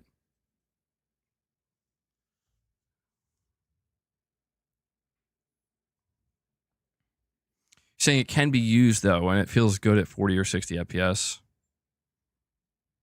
Yeah, I saw people, I think it was on Reddit, they were like complaining about the fact that like the Black Myth Wukong devs seemingly like fucked it all up, where the quality mode runs at like 33 frames per second, which is a really awkward spot and just like doesn't make any sense and makes it feel like actually less smooth than it would at 30. And then the balance mode runs at like 45 frames per second, which apparently is just completely wrong. Like from what I was reading, like people are saying like you should never have a performance mode or a balanced mode, I should say. You should never have a balanced mode that runs at 45 frames per second because it's just like uneven and creates like a, I don't know, just not a good visual experience. And then the performance mode, I think that is the problem they highlighted, that basically like it is reaching 60 apparently, but it's like it's just like frame genning from 30 to 60. I don't know, man. This is why I don't game on PC.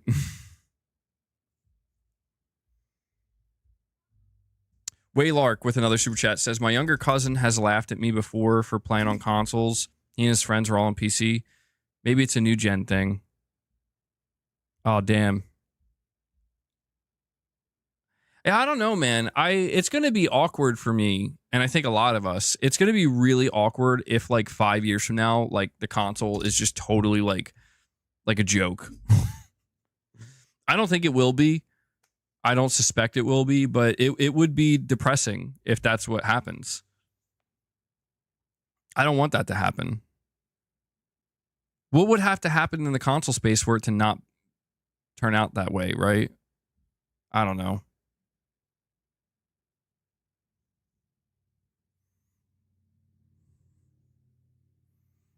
What's up, Tarnished? That's kind of funny though, Waylark. I'm not going to lie. Excuse me. Drank my coffee too quick. The idea of your cousins laughing at you for playing on console. It's the younger generation, man. They're humiliating us. They're shitting on us. I don't know.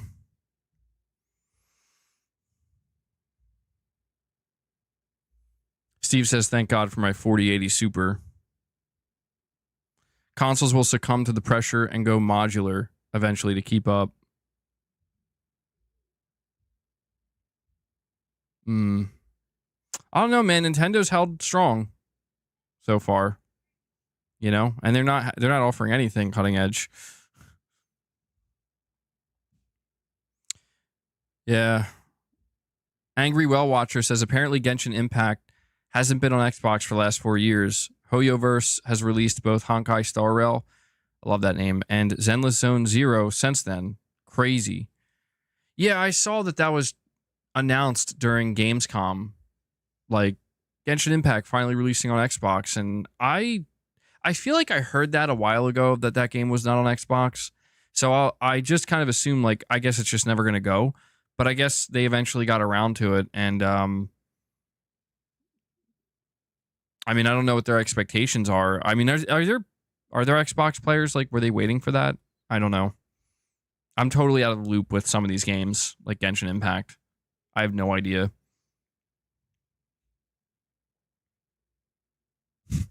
Oh, wow. Tarnish the Witch. That's interesting. Yeah, we'll see. We'll see if that's what happens. Do I remember the PlayStation 9 advertisement? I do.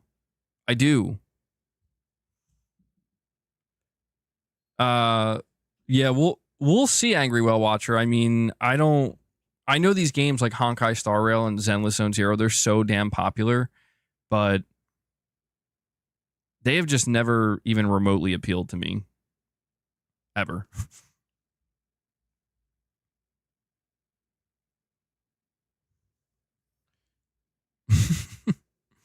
Cypherpunk says you should play Ghost Recon Wildlands. Only the first one. It's closest to SOCOM you'll get. It's actually pretty good, but locked at 30 on consoles. Damn it! This whole stream is talking about how we don't want to be locked at 30 on consoles. No, I think so. Ghost Recon Wildlands, the first one, is that the one that came out in 2017? I played a little bit of that, actually. I think I did enjoy it, but I couldn't get super deep into it. I don't remember why I stopped playing it, to be honest. It was co-op, right? And you were taking on like the drug cartels or whatever. If that's the one you're talking about, Cypherpunk, I do remember playing that for a little while, and I got, I think, like halfway through the game, And then I wish I could tell you why, but for one reason or another, I just got distracted, I guess, and like walked away from it and never went back. I remember you could like fly a helicopter and shit, and there's like vehicles. You could like take people's vehicles and drive around. It was open world, I believe.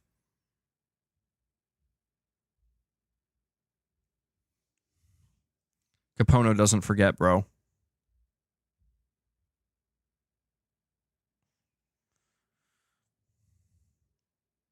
Did Ubisoft say what they're doing next with the Ghost Recon franchise? Did I miss something recently?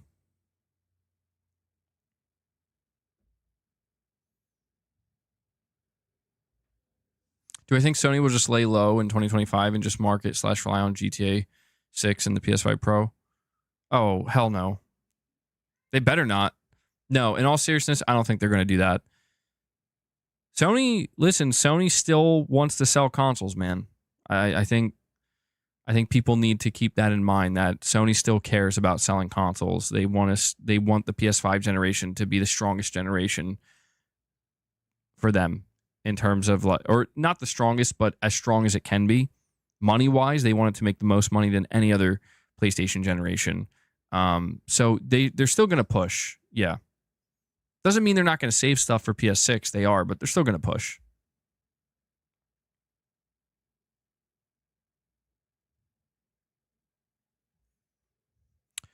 We have a subtext, a member for 24 months. Thank you, buddy, saying if Tsushima 2 isn't out until 2026, isn't that a bit too long?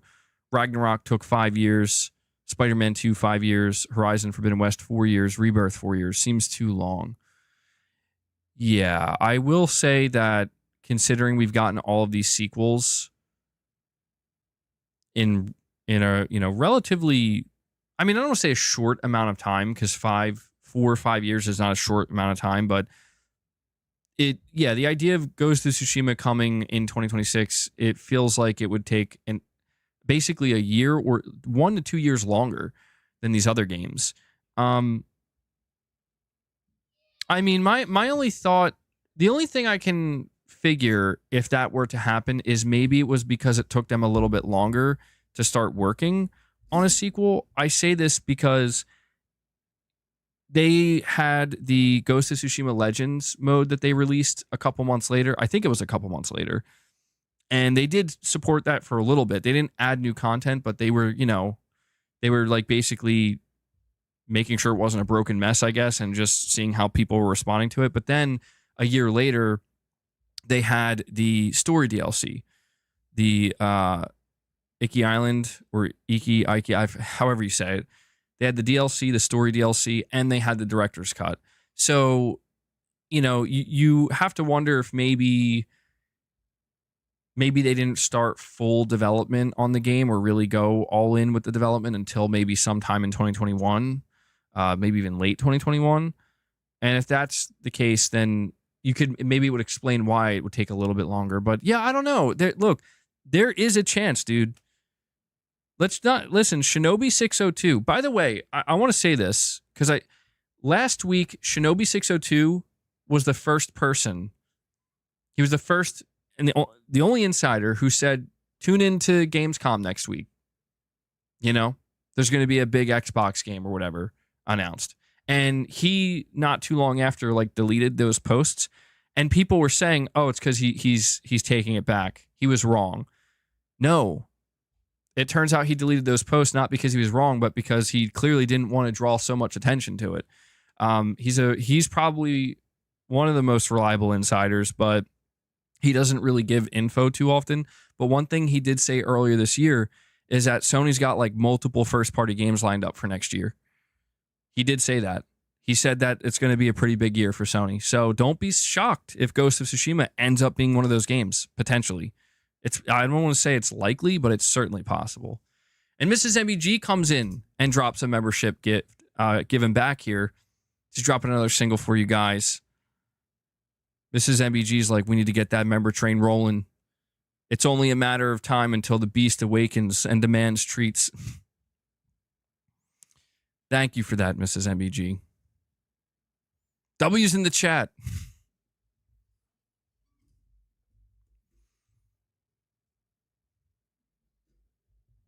Forza. Oh my God, Jack.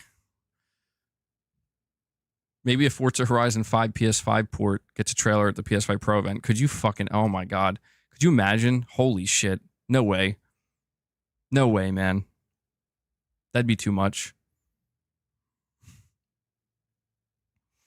Michael Stanbrook, thank you for the super chat, buddy. You're saying if Sony delivered generations like the PS4, I think the console market would stay healthy. If we have generations like PS5, remakes, remasters, and silent Sony, then I think the market would decline. That's an interesting analysis there, Michael, and I am inclined to agree. I do think that the majority, not the majority, but at least a good half, right? I think it's safe to say at least half of the PlayStation 5's momentum was just simply coming off of how successful the PS4 generation was. The hype that the PS4 generation garnered was literally enough to sustain probably the first 2 years alone of the PS5, regardless of what Sony had cooking or ready to release, right? So that's why I say about 50% of it. And then the other 50% was Sony having these sequels. But like you're saying, maybe too many remakes, too many remasters, but the silence has to be the biggest thing that's hurt them, right? And the silence coupled with maybe the potential mismanagement during their live service approach, that seems to be what may have done it. And when I say what I'm referring to is just kind of getting them to this point where it's like, all right, I think the momentum has stopped. I think if it hasn't stopped, it's slowed down greatly. So, if Sony... Here's something else that's worth noting. A lot of the momentum that Sony could or is going to build up in terms of like excitement and delivering next year, 2026 and 2027, that will carry over to the PlayStation 6. That's very important to highlight. I think there's kind of like this notion that Sony's just going to go out with a whimper this gen. We're just going to be like, we don't even care. That would be extremely detrimental because, again, the PS4 proved that hype and excitement you have will carry over. Like, it doesn't just go away. It carries over to the next console and to the next wave. So this notion that people have that Sony's basically kind of gearing up to go the second round here and close out the second half in a big way, it would make a lot of sense for them to do that because it's kind of what you're saying here, Michael. If they want a healthy console market, and Sony does want a healthy console market because that's where they make their money, reminder to people, for as much as we talk about PC gaming and people going to PC, Sony specifically is making the bulk of their money, the majority of their money through their console by far and away. And they're making a lot of money, through their storefront, through their console, through their ecosystem. Sony wants that to continue. They don't want that to go away. They don't want that to shrink. At the very least, they want to maintain it to be around 80, 90, 100 million people every generation. So there's every reason in the world for Sony to push hard to close out this generation in a big way and not let it end with a whimper. Because if this generation ends with a whimper, Sony's going to have a struggle starting with the PlayStation 6. They're going to be starting on the back foot. And, they can still do it. Sony started the PS4 generation on the back foot, but they also had the benefit of, while they were starting on the back foot, Microsoft blew their legs off. So it's, Microsoft just took a double-barreled shotgun right to their own legs. And from that point forward, it's like Sony's like, oh, wow, okay. Well, I guess we'll just capitalize on that. This time around, I don't think Microsoft's going to be taking I don't think Microsoft's going to be inflicting damage onto their console at the start of next generation because I don't think it's going to matter. I think the damage is already done, and it's like it's the ball's in your court, Sony. That's basically it. The ball's in your court.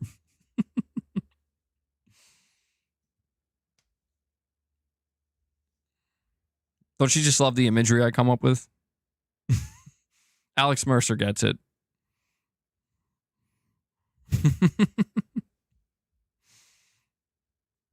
So thank you for the super chat, Michael. We also have Cypherpunk saying people don't expect Nintendo to offer anything cutting edge, though. Just fun games. That's true. And that is, I think that's Nintendo it's not even them just being like, this is what we're doing and you'll accept it. No, I think it's more of a testament to their IP than anything, you know, like the strength of their IP, how seriously they take it, and the way that they've grown it over the decades. I think that Nintendo has taken the right approach, that the IP and their games mean much more than the hardware ever will. The hardware does obviously need to play an important role, though, because the Wii U proved that turns out there's got to be a balance. Your IP alone isn't enough, no matter how strong it is. But I think it's this potent combination of having the right approach to hardware while simultaneously having the right approach to their IP. And I think Sony can do that exact thing. I just think Sony wants to do that, but also let's also make some money on PC while we're at it. I think that's Sony's approach. But I also think that Sony's IP is not as strong as Nintendo's. Like, you know, you're not seeing Sony sell like 30 million copies of The Last of Us, or, you know, even with Spider-Man, right? Like Spider-Man's selling really well, but you know, Nintendo has like some games where like one single game from a franchise will sell like 35 to 40 million units. It's absurd, you know? Sony would love to have that. They're not there. Maybe they could get there. Who knows? But I think Sony and Nintendo together can basically sustain the console market. I really believe that. I just think it's like you're saying it. It's what you guys are kind of saying, right? Like it comes down to just, you got to have good games, fun games, but you got to have good hardware and a good approach to that hardware. And you got to create a compelling ecosystem. You do that, and I think the people will show up, man. OK says consoles are boomer tech, except Nintendo, the eternal OG. No, I refuse to accept that. It's not boomer tech. I love that terminology, though. Like, consoles are boomer technology, man. It's that boomer tech.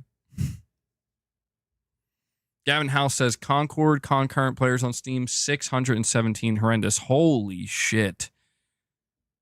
That is bad. That is bad. We're going to talk. Yeah, you know what? I'll go check that out when I wrap up these super chats.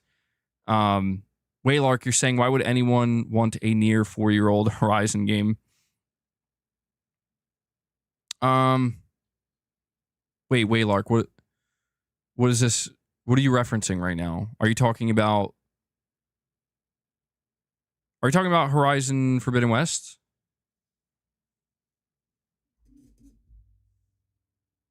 Wait, were we talking about this a little while ago? And I'm just a little confused at the super chat. Waylark, explain yourself.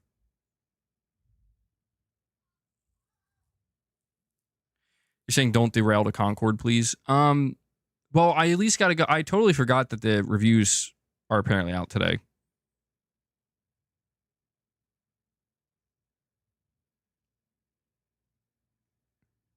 Oh, you're saying Forza? Oh, shit. My bad. Oh, yeah. You're talking about Forza Horizon. When you said Horizon, I thought you were talking about Sony's Horizon. Why would anyone want a near 4-year-old Horizon game? Wait, hold on. It's almost 4 years old?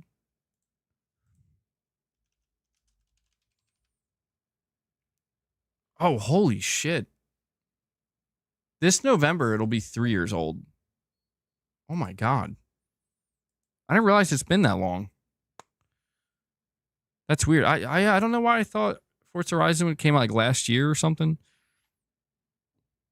I don't know, man.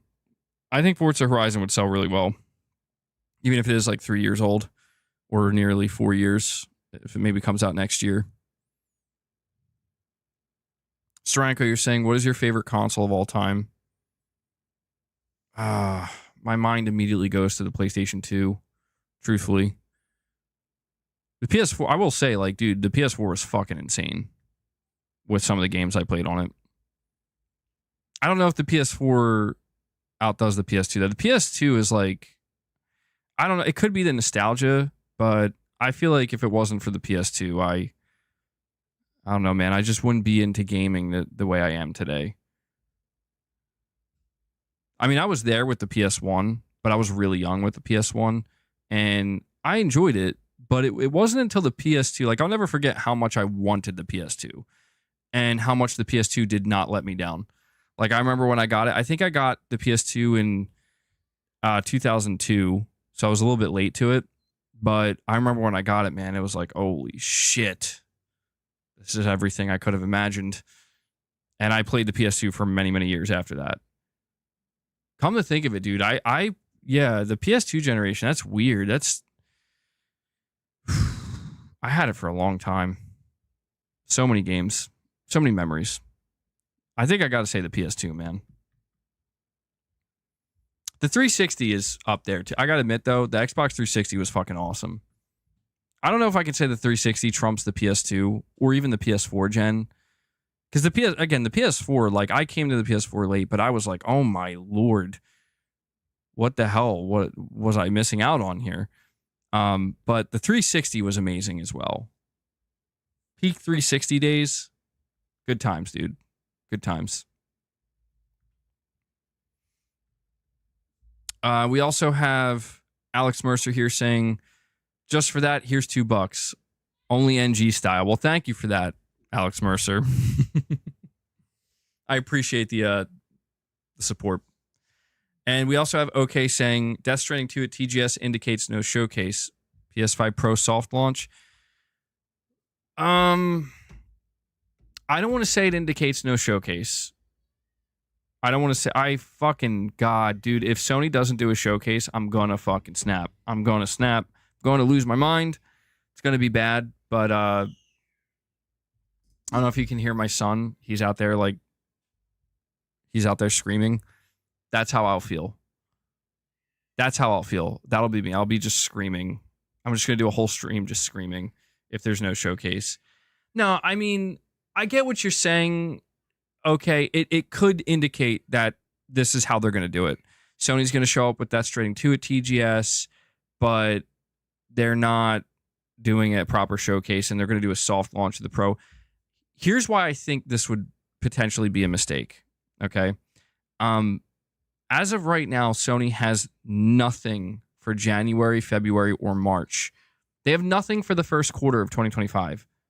Literally, they have nothing. They have 0 games announced.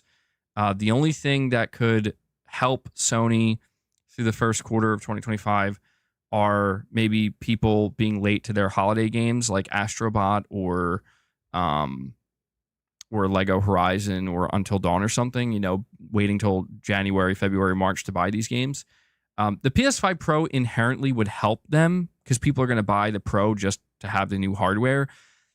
But I think it's very strange that Sony has nothing lined up for the first quarter of 2025.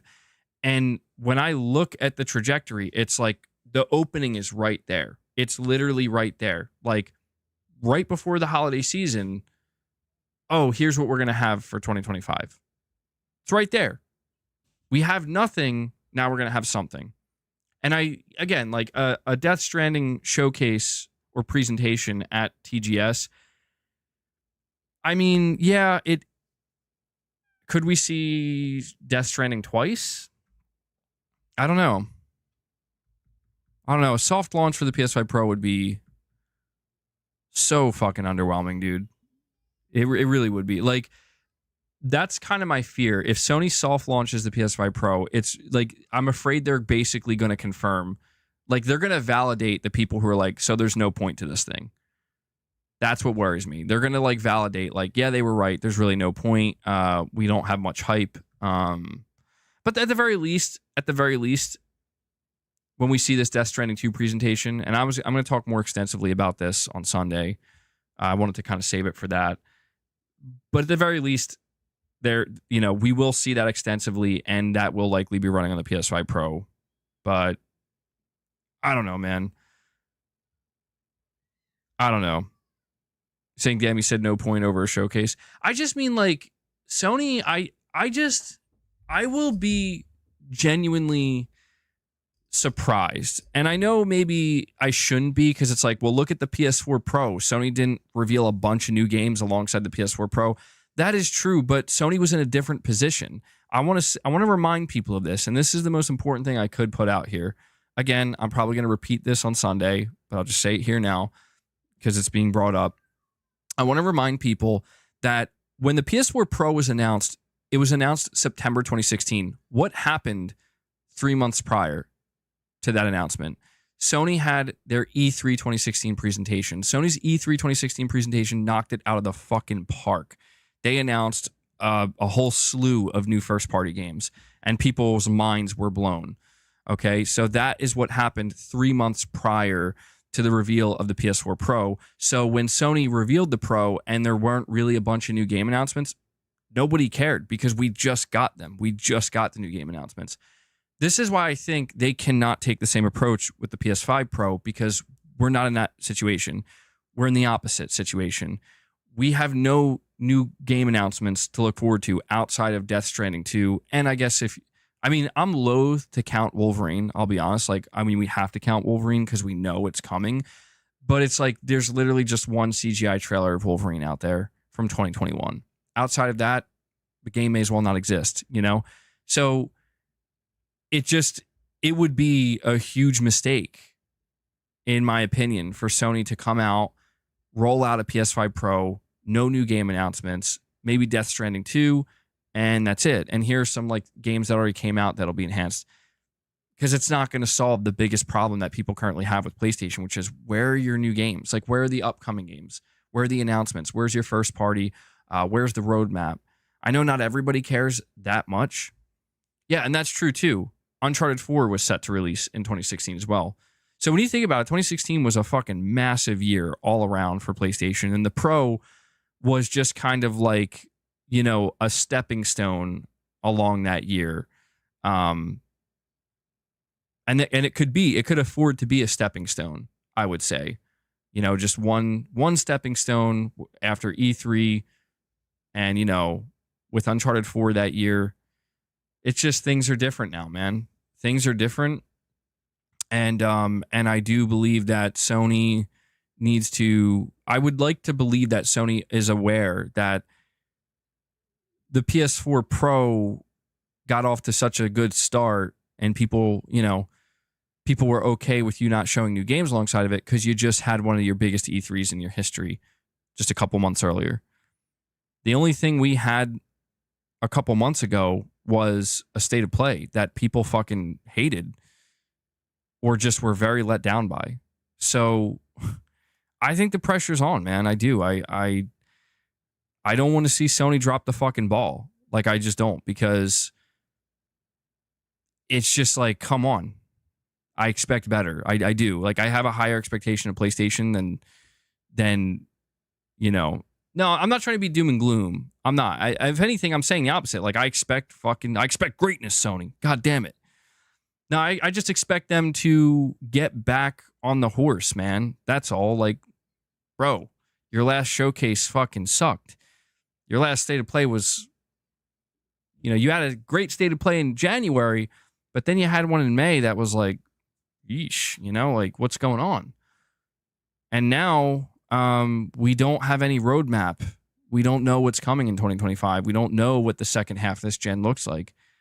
So, Herman, this is your first time as PlayStation CEO.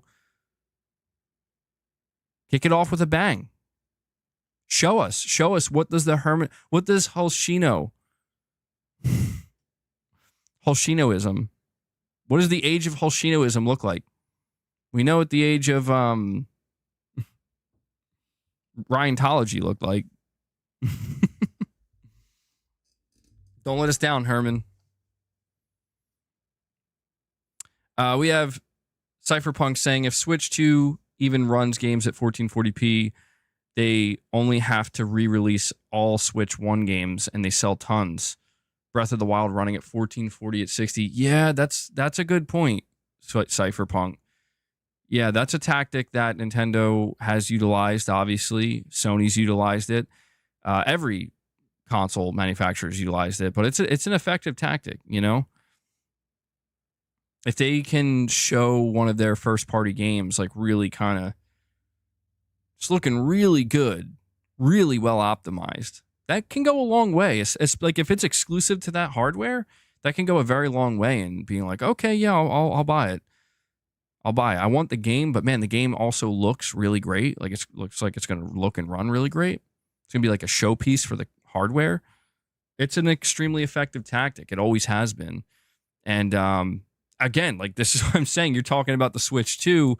That exact same logic, in my opinion, has to apply to the Pro as well. You know, I mean, we're talking about re-releases and games that have already come out, but there's definitely going to be re-releases for the Switch. There's definitely going to be, for the PS5 Pro, patches for games that have already come out. Spider-Man 2 is most likely going to be shown off. Well, I'm going to put this down now. Spider-Man 2 will be shown off on the PS5 Pro. Like, it will show up. That's absolutely a game that Sony's going to show on the Pro. You know, hopefully with some DLC or Venom or something, but they're still trying to sell Spider-Man 2, you know?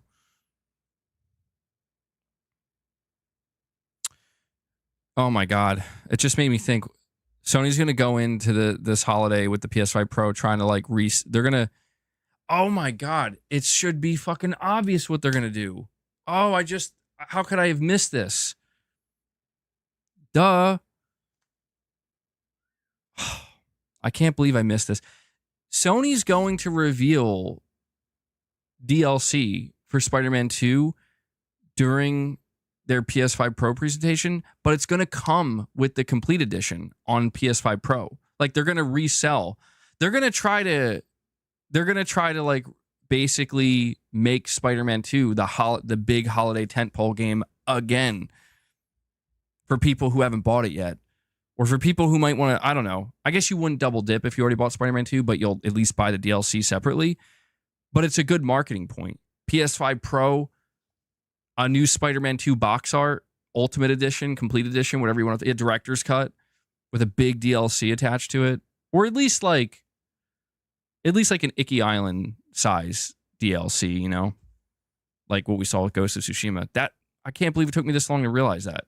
People had mentioned Spider-Man 2 being shown off during the PS5 Pro reveal. They mentioned this. I'm like, yeah, that makes a lot of sense. But I didn't put it together that like, oh no, they're going to, you know, that's going to be like their main this holiday.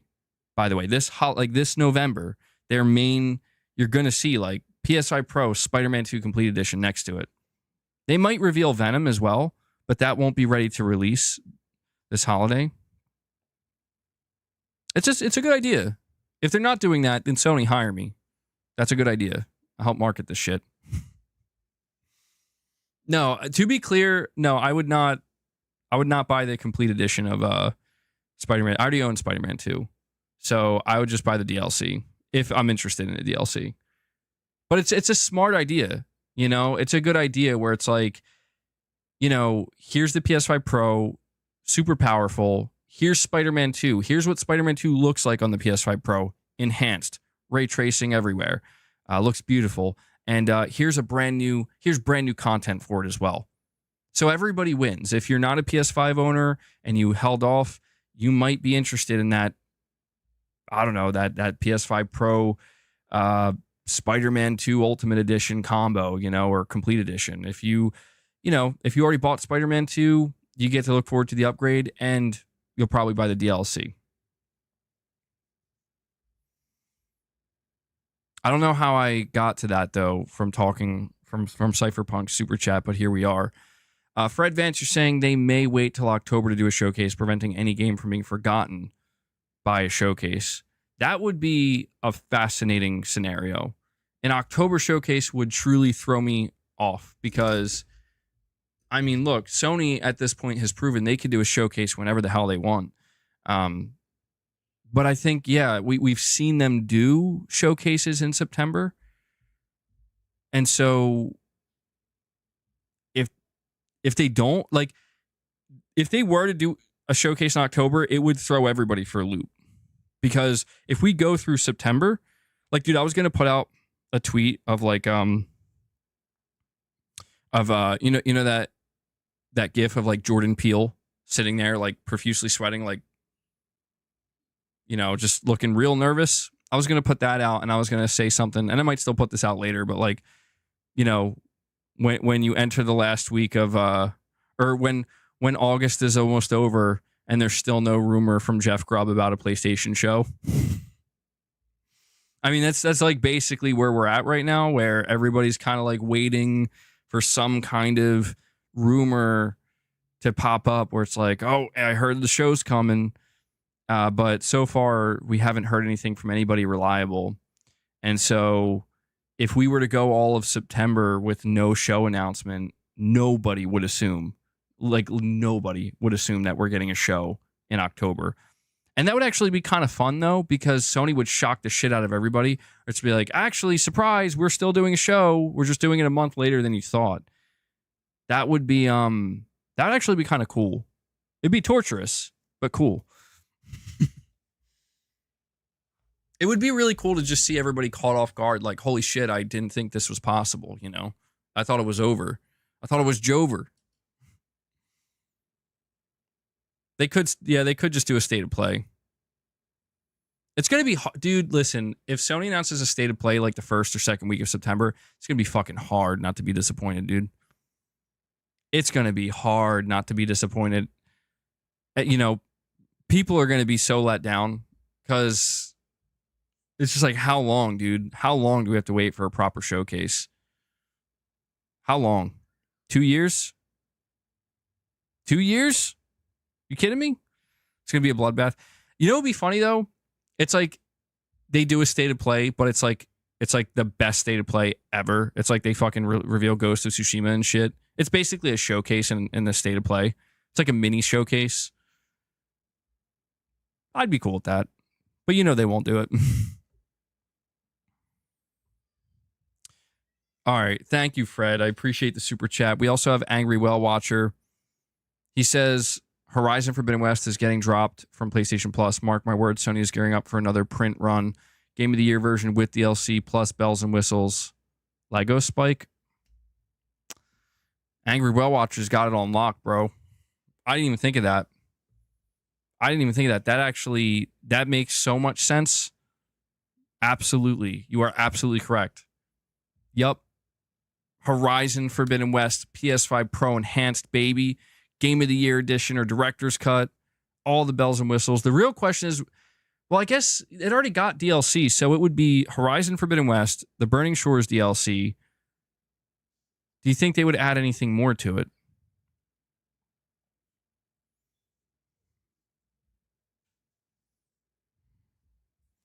What about the rumored PS5 version of Horizon Zero Dawn? Oh my God. Yeah. I don't see this happening, but could you imagine Sony PS5 Pro, Horizon Zero Dawn Remake, and Horizon Forbidden West PS5 Pro Enhanced with the DLC, one package, $70? I mean, fuck, dude. If you never played Horizon, that is an incredible combination right there. If you never played it. I will say, though, Horizon Zero Dawn Remake, I don't know, man. You know what, though? Angry Well Watcher, I think that's a really good spot, man. I didn't realize that they were pulling it from PS Plus. And yeah, the timing of that is certainly interesting. It seems like they're clearly pulling it to because they're expecting some, like, I don't know, they're going to be selling something. And the Lego game, yeah. I mean, that's the whole point, right? The whole idea of, oh my God, you know what? Hold on, I'm starting to map this out now. So Lego Horizon Adventures, if you recall, they said Lego Horizon Adventures is like a remake, a retelling of the first game, but in a more Lego-fied way. Like it's not meant to be taken seriously. It's like supposed to be funnier, more comical. Imagine you announce the Horizon Zero Dawn remake, PS5 Pro Enhanced, and the Horizon Forbidden West combo. So then you can turn to anybody. Yeah, there you go. Anybody who played this Lego game, we're like, oh, that was like, I kind of like the story. I like the characters. And they're like, well, we got the real deal for you right here. Yeah, that it would actually be more surprising if they didn't do that now that we're thinking about it. It would be more surprising if Sony didn't do that.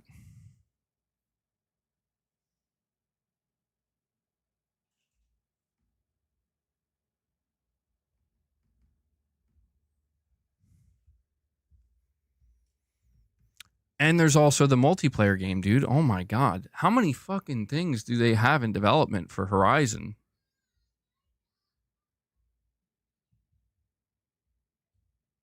Interesting. Very interesting.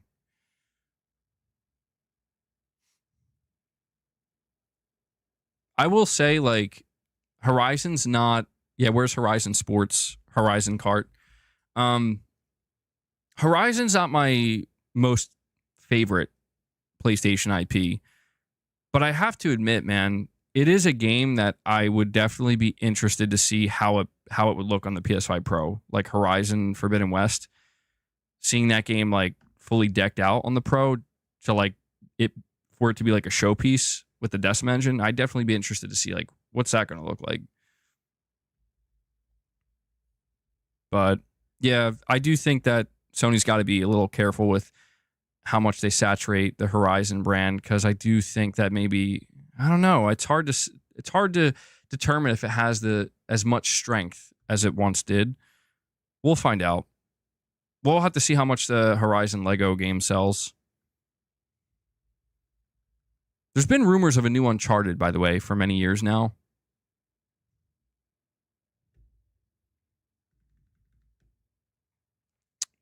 Just saying, maybe we could see that show up. I know, okay. Let me be excited. Let me be excited for my boomer hardware. Okay, won't let me be excited for my boomer PS5 hardware. PS5 Pro, boomer tech. You know, it's going to be fun to watch, though, in all seriousness, okay? It's going to be fun to see some of these first-party PlayStation games that get PS5 Pro enhanced compared to the PS or PC versions. That I'm actually super interested in, to see how close it gets. Like, for example, Horizon Forbidden West, you're right. If you have a monster rig, dude, you can get an insane looking version, the absolute best looking version of Horizon Forbidden West. If the PS5 Pro is going to be $600, I'm just curious to see how close could that $600 PS5 Pro upgrade version of Horizon Forbidden West get to the max settings, you know, on a PC. Be super interesting to see that.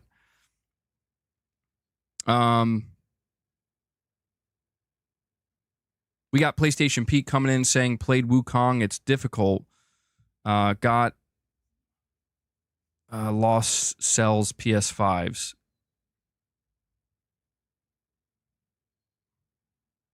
I'm trying to understand this last part you're saying, PlayStation Pete. You're saying you think Black Myth Wukong is difficult. It is pretty. I don't think it's like super difficult, but they're definitely skill checks for sure at certain points. But I'm just not sure what you're saying with the second part here.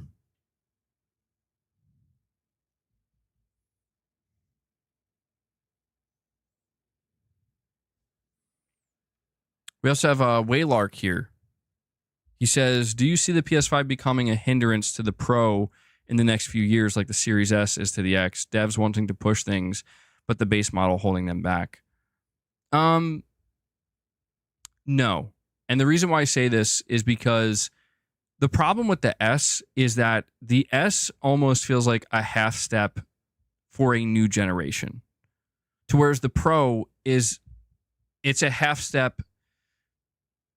It's still a half step, but it's not. So it's kind of the reverse, where the Series S is the new gen console. The Series S is the next generation console for Microsoft. To whereas the PS5 Pro is not. The PS5 Pro is basically just going to be, listen, this thing has the exact same. It's got like the same CPU. It's 10% faster. Outside of that, we're going crazy with the GPU. We're going crazy with the ray tracing. And the reason why we're going crazy with these things is because it's not going to fundamentally change anything about what you can extract from the PS5 Pro. Or sorry, the base model PS5. I feel like that's different when you look at the Series S, because the Series S is supposed to be a leap from the Xbox One. And while the Series S is significantly more powerful across the board, CPU, GPU, RAM, everything, it's significantly more powerful than the Xbox One. When you compare it to the Series X, when you compare it to the base model PS5, it is lacking quite severely in some cases.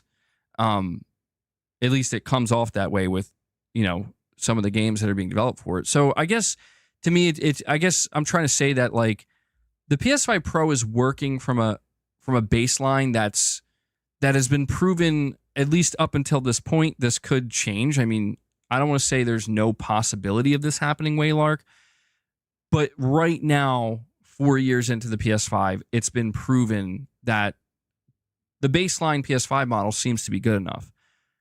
Have we seen some games struggle? Yes. Have we seen some games with questionable performance modes? Yes. Will that continue? Will it get worse? Difficult to determine. Could there be a greater, could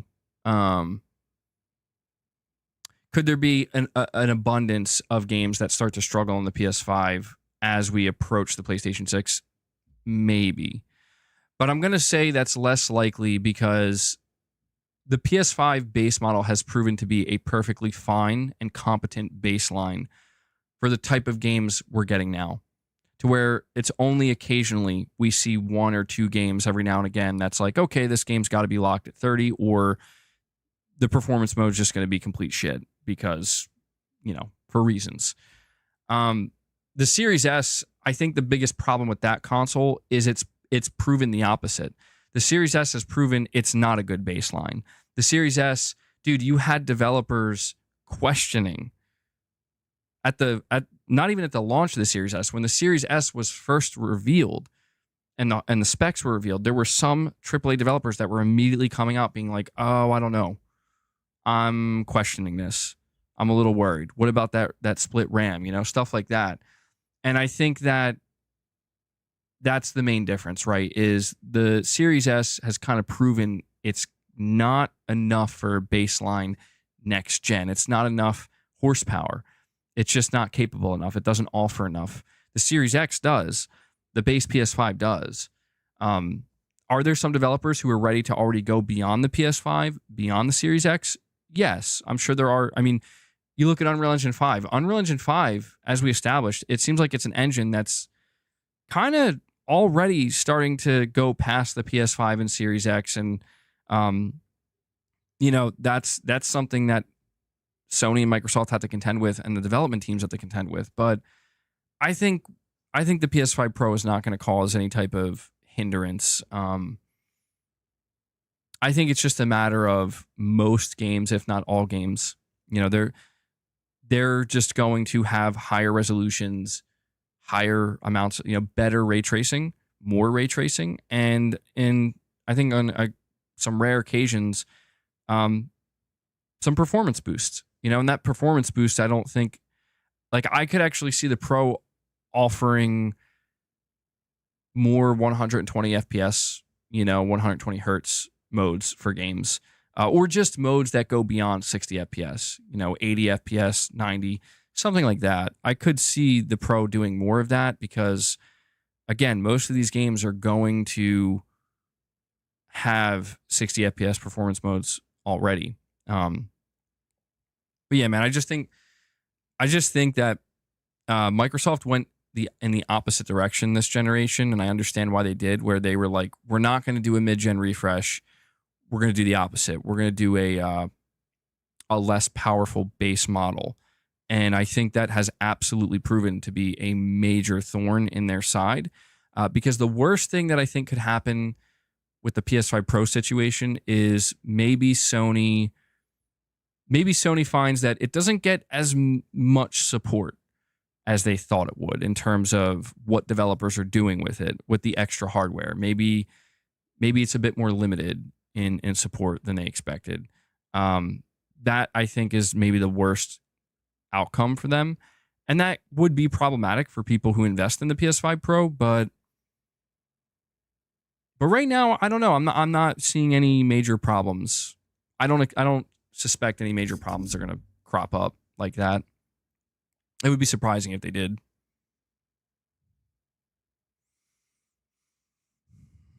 You're saying now with that CPU, 120 will still be hard to get?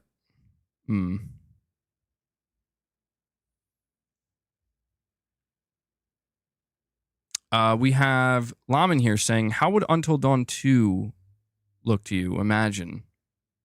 Oh, yeah. I mean, if Until Dawn 2 is in development, I mean, I'm assuming that would have to be a PlayStation 6 game. But if it were to, end up targeting the PS5 Pro, here's my question, actually. Until Dawn 2, that would be Unreal Engine 5, right? Because the original Until Dawn was actually on the Decima engine. And for some reason with the remake, they said, we're going to go with Unreal Engine 5.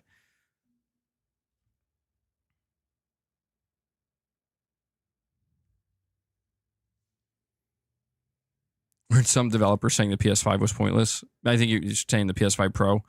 Behind the scenes, apparently. Yeah. That's what I mean. I think that's something Sony needs to be a little bit concerned about. It's up to Sony, I think. I think if they show what some of their first party games can look like on the Pro and the fans get excited and the market is like, holy shit, that looks incredible, I think that will appeal to developers. I think developers might be like, oh, okay, people are getting excited for this shit. Maybe we should do it too. We should try to pursue it. That's what I'm saying. It's up to Sony, man. And PlayStation Pete says, I got lost, no maps increased. And you're saying Black Myth Wukong increased the PS5 sales. Okay. Yeah, it did. The PS5 is basically sold out in China right now because of Black Myth Wukong, which is crazy. But yeah, dude, the lack of a mini-map in Black Myth Wukong is a very interesting design choice, for sure. Very different. Let me go check on... Let me go see what Concord's Metacritic is looking like, though.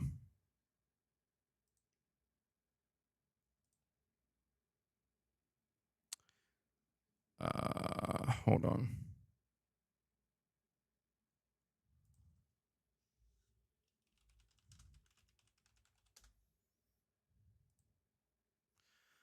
Oh my God. 5 reviews. It is, yeah, Concord. I don't know what I'm more surprised by. The fact that it's sitting at a 69 or the fact that it's got 5 reviews. That's it? Only 5? What's up with that?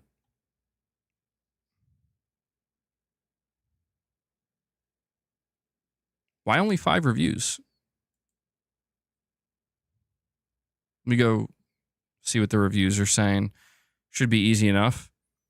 Jux Video. I don't know if I'm saying that correctly. They gave it an 8 out of 10. They said, at the risk of disappointing its detractors, Concord is a very good hero shooter that could very well overshadow the big names in the genre if a community of players takes it that far. Firewalk's service game is based on solid arguments, great shooting, sensations, 16 varied and perfectly oiled heroes? Okay. Impeccable technique and artistic direction that even attractive tactical perspectives. Okay, I think this is translated. I think that's why it sounds so fucking weird. As it stands, we just regret overly classic game modes as well as a universe that would have deserved a more important place within the experience. 2 points that are not set in stone and that will most certainly improve with future updates. Oiled heroes. Okay. I feel uncomfortable. The game is sitting at a 69 and the first review I read references oiled heroes. So I'm like, Waylark coming in saying Sony paid people not to review it. You know what's so funny about you saying that, Waylark, is it's the opposite of what people have been saying for years. Sony's paying for good reviews. Now Sony's paying them not to review it. We'll give you money to not review it. Please. The second review here comes from Hobby Gonzalez. 72. Concord presents great gameplay as a first-person shooter while taking us back to simpler times with a traditional progression system. Unfortunately, its lack of personality means that it fails to capture attention. It should the attention it should in a genre where there are already too many games. Game Rant, everybody's favorite Game Rant. Game Rant, the same Game Rant. Wait, no, sorry. Game Rant's, no, my bad. No shade to Game Rant. I'm thinking of Screen Rant. My bad. Screen Rant. I don't think they're the same. No. Game Rant gives it a 7 out of 10, saying those wanting to roll the dice on Concord will find an excellent FPS full of exciting abilities, intense battles, and eye-popping visuals. The game's character designs, premium price point, and general lack of interest from the public may make it so Concord never really gets a chance, and so potential consumers need to weigh the risks of investing $40 on a game that may be dead before too long. Personally, I'm glad to have played Concord, and I will continue playing it as much as possible. And it will be sad the day comes when its player count dwindles to the point where it no longer makes sense to support it. Hopefully, Concord defies the odds and becomes one of Sony's long-lasting live service experiments. Jesus, dude. There's just something so depressing about reading a review of a game that just dropped where they're like, yeah, we're pretty sure this game's going to die, like, really fast. We kind of hope it doesn't, but pretty sure that's what's going to happen. Like, sheesh, man. I mean, Sony could always make it free to play, or they could drop it in the PlayStation Plus. They could do that to try to save it. CG Magazine gives it a 65. Say Concord has a few interesting ideas, but its live service trappings, lackluster game design, and mediocre level design keep it from being truly great. And then multiplayer.it gives it a 6 out of 10. And they say, as it stands, however, it is a project that puts the long testing phase it desperately needs behind the payment of an entrance fee, among other things, in an undergrowth in which the competition has adopted the free-to-play model for years, running the risk of generating a fall from which it seems difficult to recover. Okay, that was an interesting. So, yeah, as it stands right now, again, 5 total reviews. I'm assuming that number will go up at some point, I think. 20% positive, 1 positive review, 4 mixed reviews, making for 80% mixed reviews. Yeah.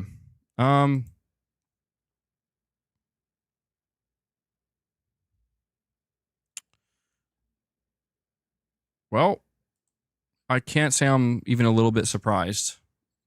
Not even a little bit. What I really want to know is what Sony's plan is. That's what I want to know. Actually, I want to know let me go, Concord, Steam, concurrent players. What's it looking like on Steam?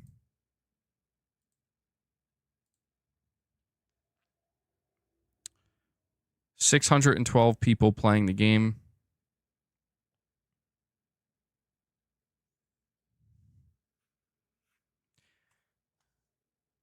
Holy shit, dude.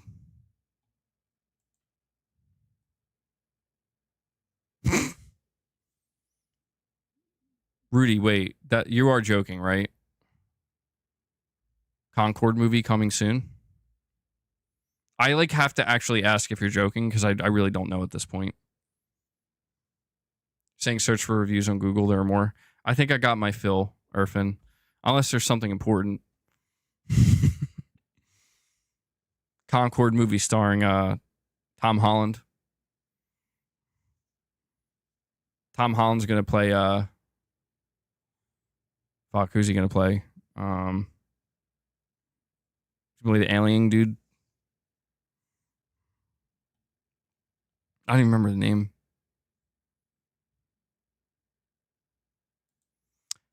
Well, man, I just want to know what Sony's plan is. Because this is, do you know what I'm reminded of looking at this, seeing that it's sitting at a 69 on Metacritic. It has 600 players on Steam on launch day. It reminds me of one of the last quotes we got from Jim Ryan before he announced his abrupt retirement.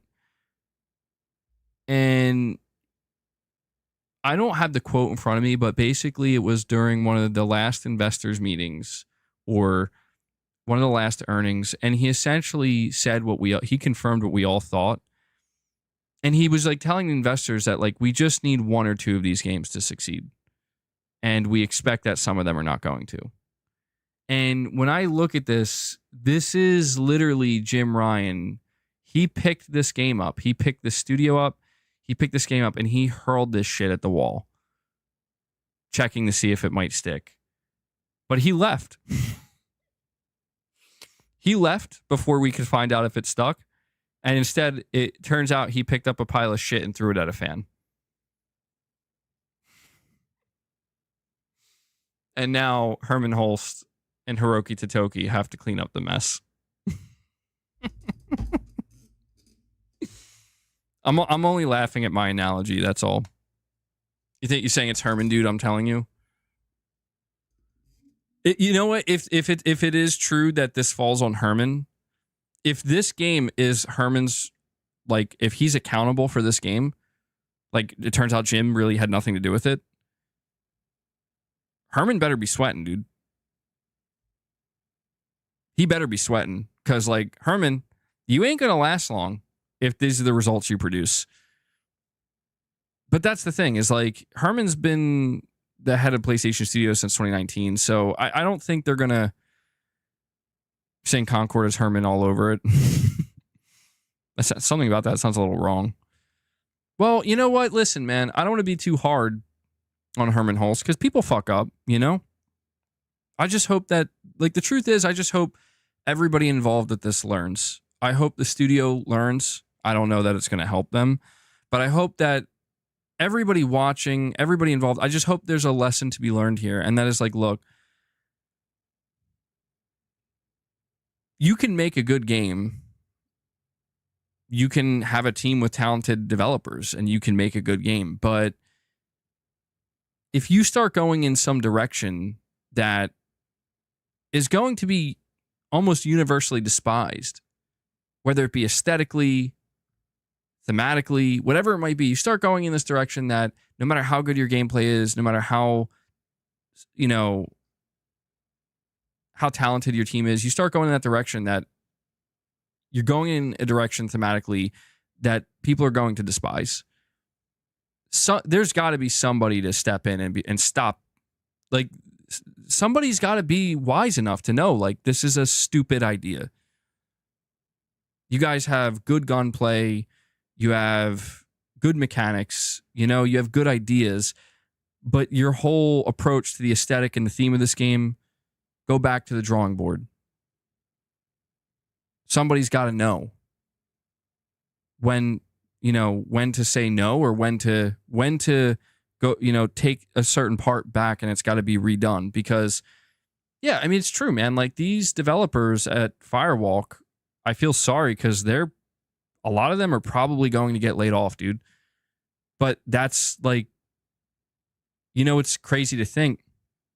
It's crazy to think that, like, there were like board meetings in the studio and there were like decisions that were made where it's like, hey, should we go in this direction? Like, what do you think of these character designs? What do you think about like the rainbow palette? You know, what do you think about basically making this like Guardians of the Galaxy from Temu? And it's crazy to think that there were leaders at that studio that said, yes, let's do it. And now people are like, dude, heads are going to roll because people agreed to this.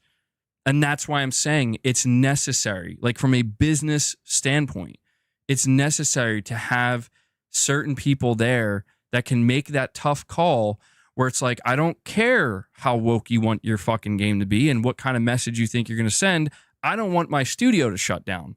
I don't want my employees to fucking get laid off. Okay? I don't want my game to fail. So we're going to tone it down.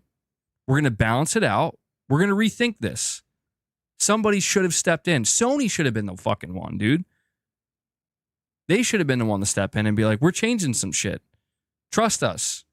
If we don't, this shit's going to hit the fan. And it ain't going to be pretty. Yeah, I mean, Eric, you're saying let's put pronouns in it. We won't gain anything from it, but a shit ton of negative discourse.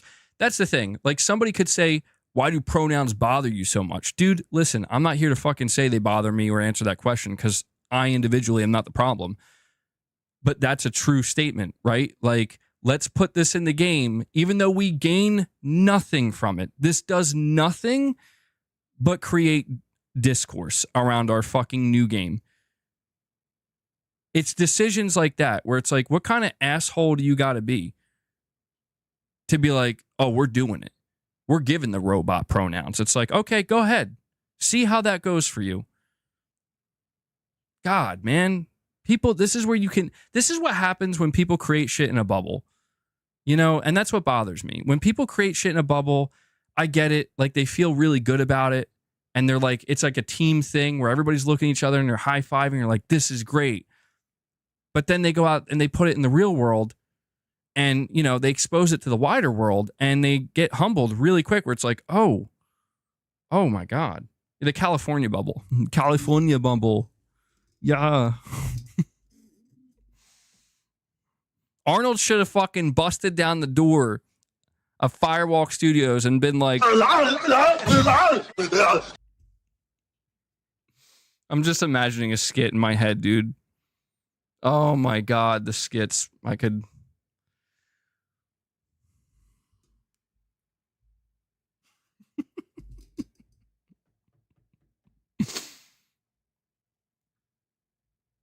I don't know, man. Sony's. I want to know what Sony's plan is, dude.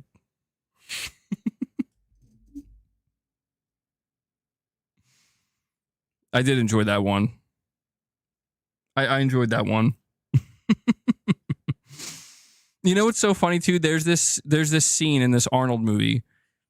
It's one of the last movies he made before he actually did become the governor of California. Oh my God, what's it called? Somebody help me with the name of this movie. It was a movie that came out in 2003. It was an action movie. Fucking A. I'm going to have to look this up. But the point is, in this movie at some point, he like goes to this office, I guess, like where he worked, and he like he just started going crazy and like smashing shit in the office and like screaming. It's not Eraser, no, not Last Action Hero. It's a more unpopular, a lesser known movie of his. But there's like this Collateral. There we go. I think that's it. Yeah, I knew it was something like that. Waylark's got it. And Waylark says, make bad games, they deserve to be on food stamps. Damn. I don't think it's called Collateral Damage. Is it called Collateral Damage? Now I gotta look it up.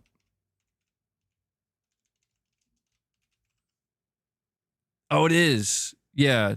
Collateral Damage. Released in 2002. Has a 19% on Rotten Tomatoes. But there's like this scene where he's like smashing shit in an office. And I just imagine like Arnold kicking down the door of the Firewalk office. He was hired by Sony. Sony's like, Arnold, you got to go in there and straighten these guys out, man. No pun intended. Like, don't make them straight, but just, you know, get them in line here. I'm seeing if I can find a picture.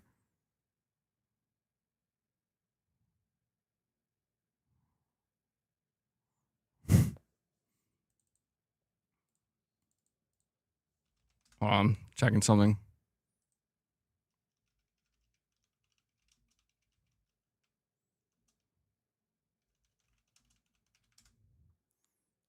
Here we go. Here we go. Hold on.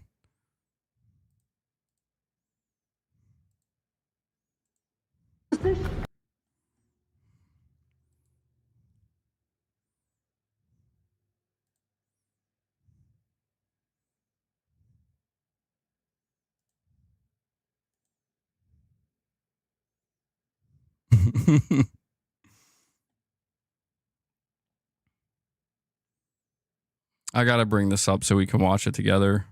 It's at this point, it's just necessary. Hang in there, guys. Hang in there.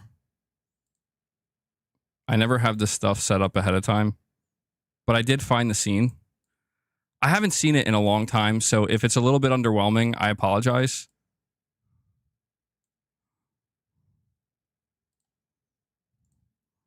Does Arnold still... I think he's still making movies, right? Or like he made a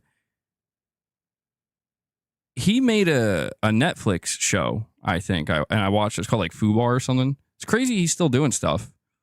It's awesome.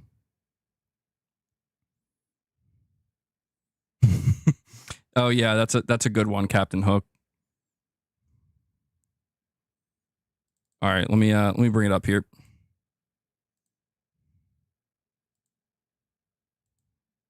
Wait, hold on, that's the wrong one. Wait, hold on now. Wait, no, that was the right one.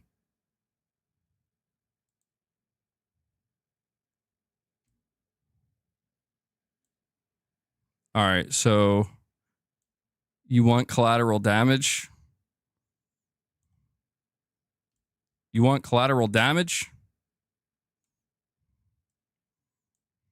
Please be worth it, man. This took way longer than it should have to set up.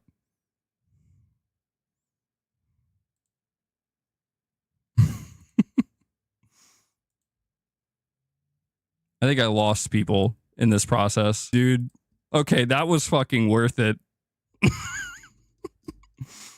Dude. Oh man, that was so worth it. That's exactly what I imagined. You want fucking collateral damage.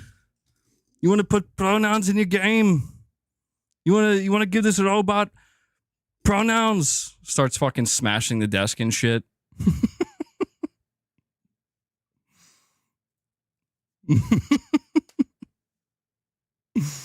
Good shit, dude. All right.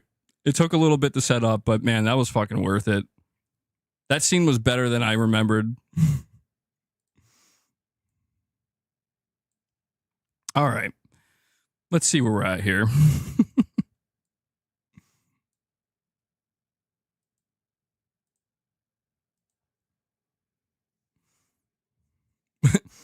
Let Arnold cook, bro. Arnold for Sony CEO. You do know that Arnold is super liberal, right? I doubt he would agree with you on this whole pronoun thing. Just saying. Well, Arnold is a Republican, but he's not like... I think he's a Republican, but he has some liberal tendencies. Like, he definitely is in agreement with some liberal stuff. Yeah, I don't know. Arnold probably doesn't even know what Concord is, man. Oh, I'm sorry, Miguel. Yeah, I did miss your milestone chat. He's a centered Republican. Miguel, you're saying, hey, MBG, hope all is well with you and the fam.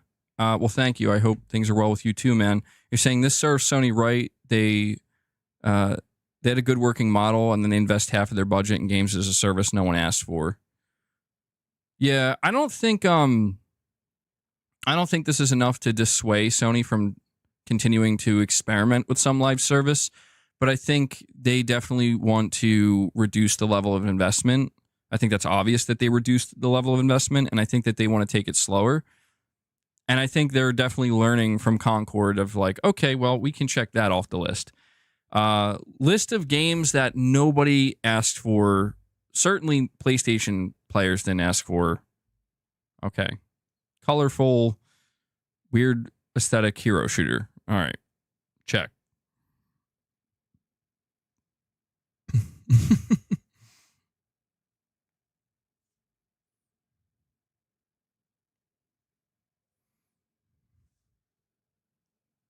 Saying people used to make fun of those old action movies, but now we didn't realize how good we had it. That's true too, yeah. Irfan says, CG Mag review. Concord has a few interesting ideas, but its live service trappings, lackluster game design, and mediocre level design keep it from being truly great. They need Killzone 5. I mean, dude, at this point, it would be welcome.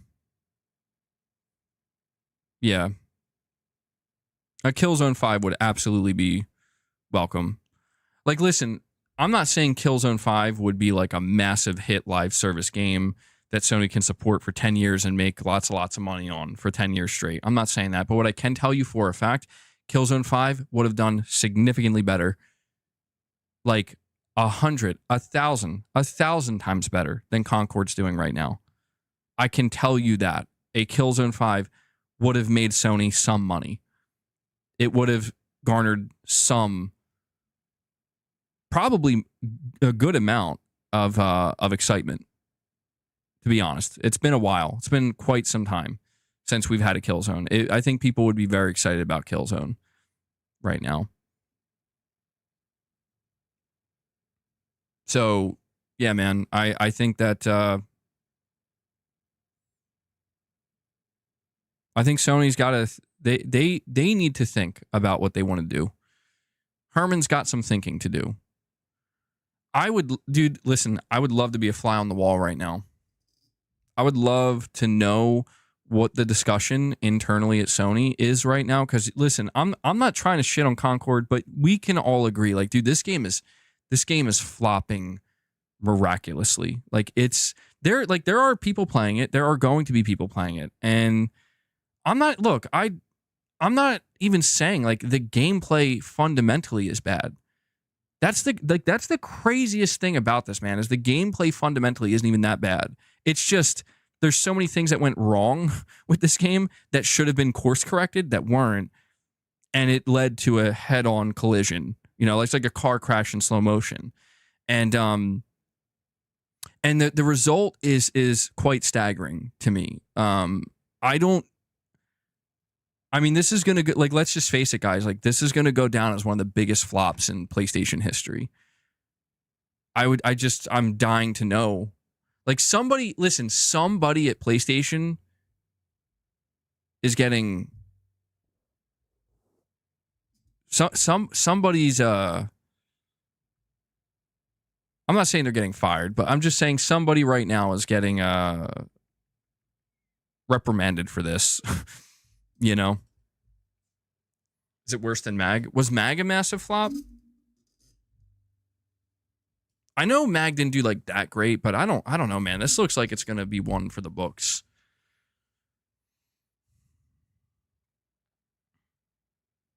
Why couldn't Killzone sell well? I think Killzone would sell well. It would sell decently well. I think Killzone would at least sell a couple of million units. All right. That somebody is already out. Yeah, that's true. See, that's what I mean, Irfan. That's what I mean. Like, I feel like you're right about that.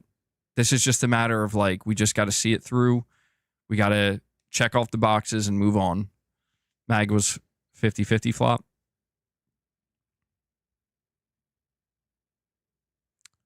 Mag flopped hard, but not worse than this. And Cypherpunk with a super chat says, imagine Microsoft getting success on PlayStation with live service games like Sea of Thieves and Grounded. Do you think this will push Sony even more into live service? I do, yeah. I mean, we can't forget that Helldivers 2 was a big success for Sony. So, you know, they have GT7, they have MLB The Show. Sony does have working, successful live service games. But it's just their shotgun approach with games like Concord and Fair Games and what may have been The Last of Us Online and Spider-Man Online and maybe even the Twisted Metal game, and, you know, even earlier with games like Destruction All-Stars, this shotgun approach, it was highly risky. And I think Jim Ryan knew the risk. I just think maybe what Jim Ryan completely underestimated and what maybe all of Sony as a whole may have underestimated is in their pursuit for success in live service and trying to find as many studios making what looks to be appealing live service games, your reputation. You know, the type of hits and the type of damage your reputation would take. And if you think about it, it's completely antithetical. We've heard rumors that Sony they care so much about review scores and about that prestige, like that matters to Sony, that the thing that potentially helped stop Days Gone from getting a green light or Days Gone 2 was because it didn't review very well. We know for a fact that the review scores of The Order 1886 absolutely impacted Sony, where they're like, fuck this, you know? So it's just crazy to think that the same company, the same brand that cares so much about having that level of prestige and notoriety and being known for quality, that they would also be so willing to just be like, yeah, let's just fucking throw this shit at the wall and hope people like it. You know, it's almost like they didn't consider, like, it's almost like they thought, what's the worst that could happen? It just doesn't do as well as we thought. No, the worst that could happen is it straight up damages your brand's reputation to a point where you become a laughingstock if it goes that poorly. And that's what I think is nuts, is it's just like, what's next? Fair games? May the Lord have mercy on that game's soul, bro. If it's anything like Concord, oh, it's going to be brutal. And that's what's sad, is it's like, it's not over. Like, I don't know. Maybe fair games will be much better.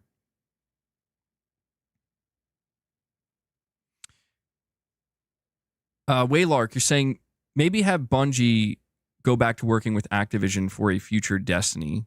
Seem to work better with them. Yeah, that's a whole nother. I haven't even talked about, I haven't even brought up Bungie or Destiny. And I don't know, man. I think Jim Ryan basically put PlayStation in over its head. And Sony was a little bit late to the, like the upper executives. Yeah, Sony Japan, maybe. It seems like they were a little bit out of the loop, and they kind of started to realize, like, oh, wait, hold on. What's going on over here? Jim, Connie Booth, what are you guys doing? And I think when it comes to live service, they got way in over their head. And, I wouldn't be surprised if at some point Sony actually, I know it's going to sound crazy, but I wouldn't be surprised if they even thought about canceling Concord. I say this only because this is one of those situations where it's like, it's about weighing the pros and the cons, right? Like if Sony canceled Concord, that means they would have never shown us what it is, and people would panic and freak out, thinking they could have just canceled. Again, it's like the Last of Us factions. Like, we assumed the Last of Us factions was going to be amazing. I mean, we heard good things. It could have been a shit show, dude. Like, maybe we're just totally wrong. And it's like, yeah, Sony did you a favor canceling that shit. It would have been a joke. I mean, we'll never know. We will never know. And we're not meant to know. And that's why I think, like, maybe they probably did make the right choice just going through with Concord, because the writing's on the wall for this game. The only chance this game really has is if it does go in the PlayStation Plus, or they eventually make it free to play and change their model, and it can have like a small but sustainable player base over a long period of time. Seems unlikely, though. So, I don't know. I think that they just got in over their heads. Bungie is proof of that. The situation with Bungie did not work out even remotely the way Sony thought it would. And it's still unknown. The situation with Bungie is still unknown. Bungie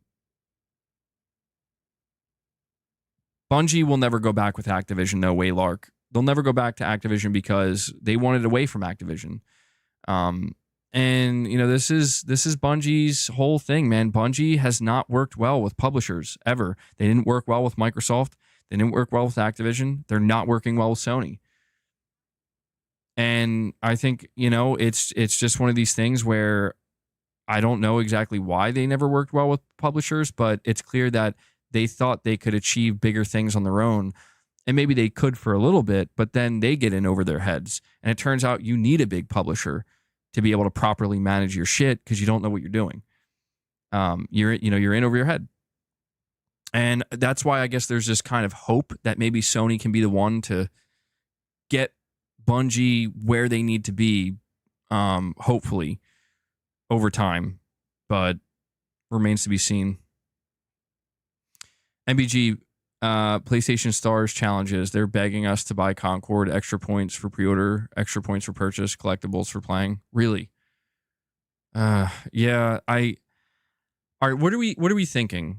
What do you think the sales data looks like for Concord? Right.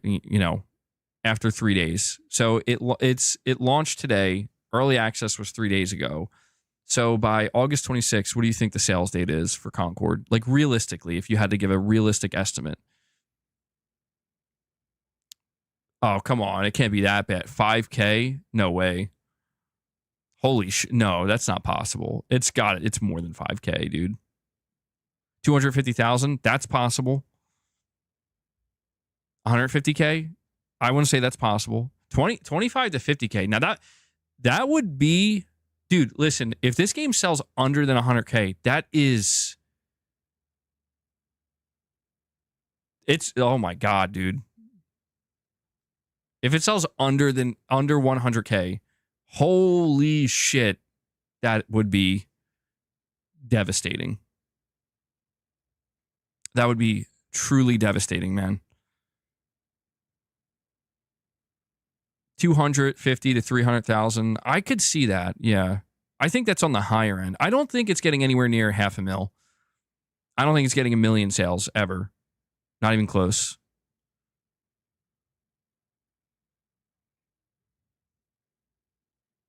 $7.2K on PlayStation Store right now, thanks to ratings. What was it that Exley said? I don't know if he's here, but he said he's estimated that for every like 20K, I don't know, like it's a rough thing to go off of, but he said like for every 20K ratings, it signals about, what did he say? A million sales? Roughly 1 million sales, give or take. I mean, again, I don't know if that's even remotely accurate, but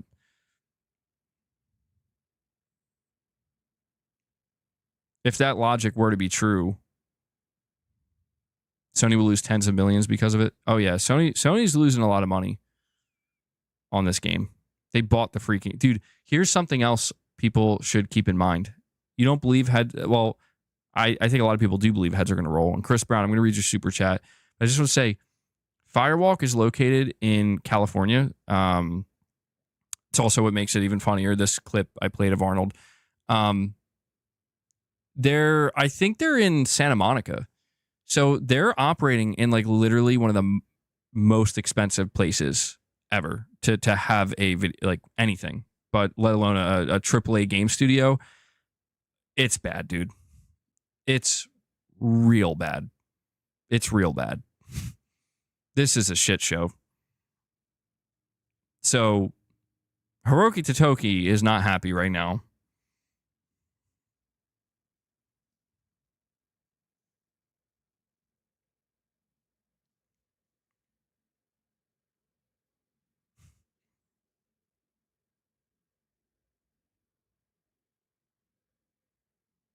Chris Brown, you're saying initially wanted to give Concord a try, but why buy a $40 game / PS Plus only to see that no one wants to buy it? Knowing a game will be DOA is a no-go. Yeah, that's another thing too, is it's clear now that the game is out, that any chance, the only chance this game could have had is if it got some really positive reviews, and if there was like a positive word of mouth that seemed to create a little bit of momentum building up to the launch or at the launch. And the worst thing that could happen to a game has happened. The worst thing that can happen to a game has happened to Concord, and that is complete and total indifference. It seems like reviewers aren't even interested in reviewing it. There's like no conversation. I'm seeing other PlayStation studios on their Twitter account, like Sucker Punch and Naughty Dog, like congratulating the studio. And I get it. Like, they're going to do that, but it's like, it's just bad, man. Like, I can't remember the last time PlayStation looked this bad. So like Naughty Dog posts calling all free gunners congrats to Firewalk for the release of Concord. The top comment, somebody posts a Steam DB picture saying congrats on 125 or 164 players, huge number. Congrats for the debut and farewell.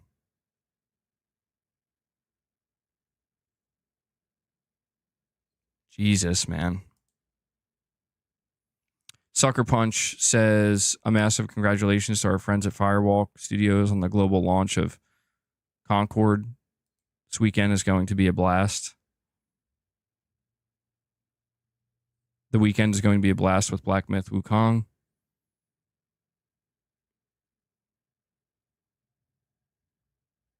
Nah, it's trash DEI infused life service garbage.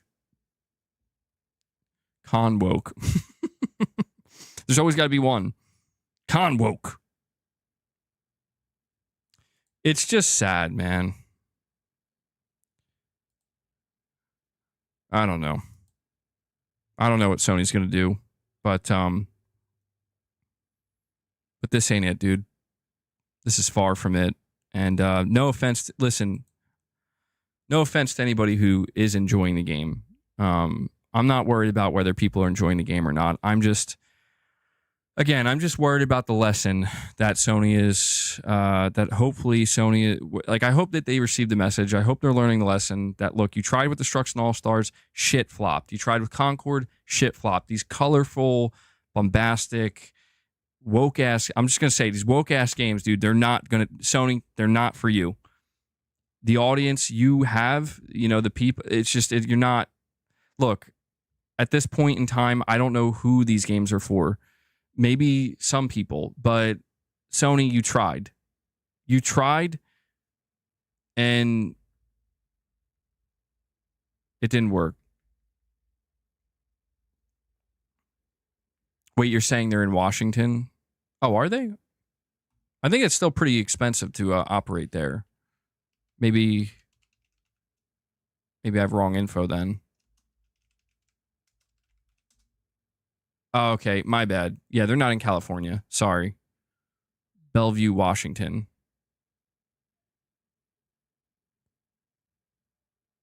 Okay. Thank you for the correction there. Stop trying to please the 1%. It's not that complicated. That's a great way of putting it. Yeah, it is that simple, man. Like, again, I know they're trying to, like, appeal to a modern audience, and they're trying to go out there and gather people that otherwise wouldn't normally be interested in what they've offered up until this point. But, it just goes to show that whatever audience you thought was there doesn't exist, and they're not showing up. And I'm not saying, I'm not trying to say a game can't be colorful. I'm not saying a game can't, be diverse or anything. It's just, there's just too many things about this game that, like, it wears its all right. This game wears its politics on its sleeve. All right. And that's the best way I could put it. And it's like, if you're going to do that, if you're going to let your game wear its politics on its sleeve, I mean, you got to be ready for the potential consequence that goes along with that. And the potential consequence is nobody's here for that. Nobody wants that. People are going to go choose the game that's choosing not to wear its politics on its sleeve. That's your competition.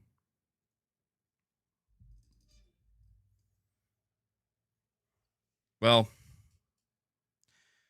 anyway, guys, I see we're over 3 hours. I didn't realize how long I was streaming for here. We're at the 3 hour and 15-minute mark. Should I keep going?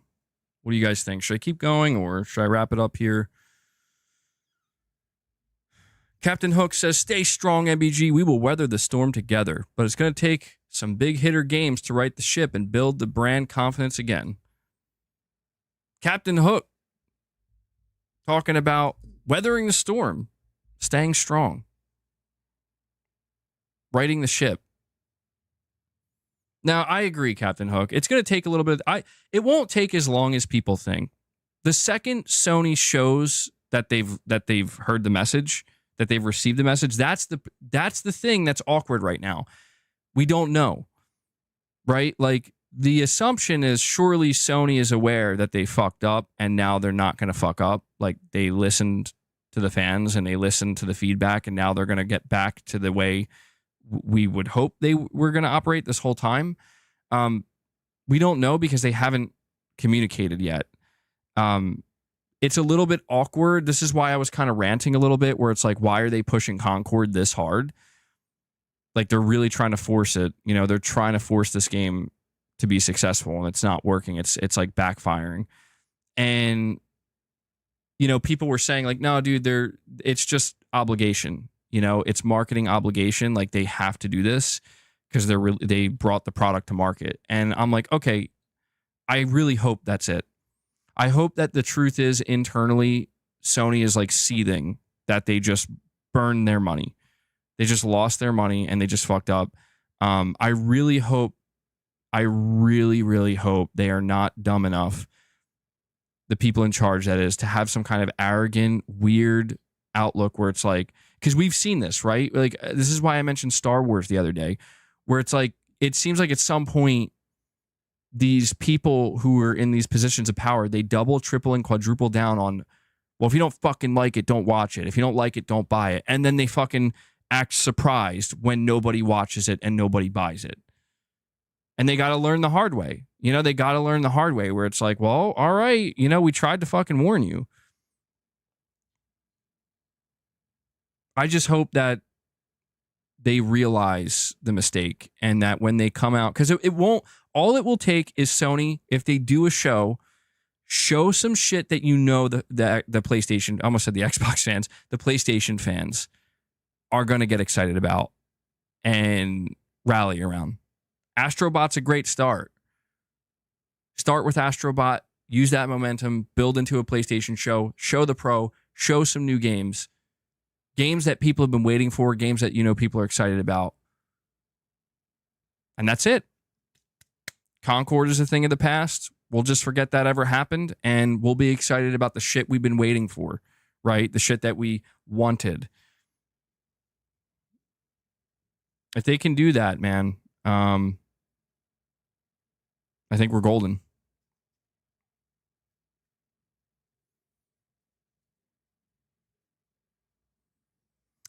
Gavin House, you're saying modern audience doesn't exist in anywhere close to the numbers to make it sustainable. Term created by the activists and Acolyte / Dustborn / Concord are peak and they're dead. Has to be changed soon. What's Dustborn? I've seen people throwing that around. I haven't heard of this.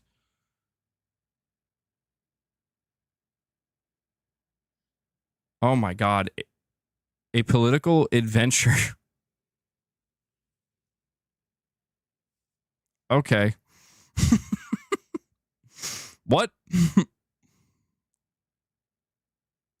Hold on now. A political adventure? Rewarding patient open minds. Dustborn is among the most unrepentantly liberal and left-leaning games out there. If you spent 20 seconds glancing at YouTube comments or social media, you'll probably already know this. Hundreds of people disavowed it without even playing it, such as 2024. And once again, it's a shame. There's a lot like this in this odd escapade. Okay, so first off, the opening to this Forbes article, you start it by saying this is one of the most openly liberal games ever made, but then act like, I don't know why people are so judgmental. Like, gee, I fucking wonder why. Like, you just revealed it in the first two sentences. It's because that's not, people don't want that. People don't want a game that's wearing its politics on its sleeve because they know it's here to preach. And that's the thing. Like, if you say my game, if you make it clear my game is openly left-leaning and liberal, you just lost, like, probably more than at least half of the customer base, because there are a fucking ton of not left-leaning liberal gamers, and there are some that would be willing to try it, but if you're not left-leaning and you're not liberal and you want to stay out of that political shit, that's an automatic no-go. It's not rocket science. It's not rocket science, and yet we got people out here being like, what happened? Oh my God, man. Let me see what else it says, though. It says, on a fundamental level, Dustborn has refined and nearly perfected. Well, hold on. I'm sorry. Yeah. On a fundamental level, Dustborn has refined and nearly perfected the classic Telltale game episodic graphic adventure formula. Admittedly, 10 years after it was at the height of its popularity, it takes time to build momentum, but once you get to grips with everything offered by this cross-country, near post-apocalyptic tale, you're in it for the long run. Oh, wow. It's like one of those games.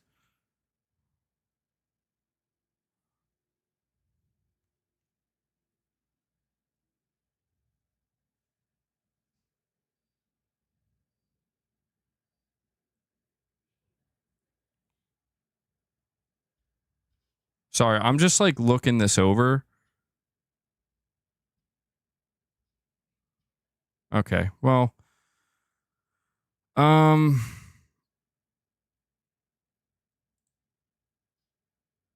Dustborn. I haven't even the wokest game ever. Wait, hold on.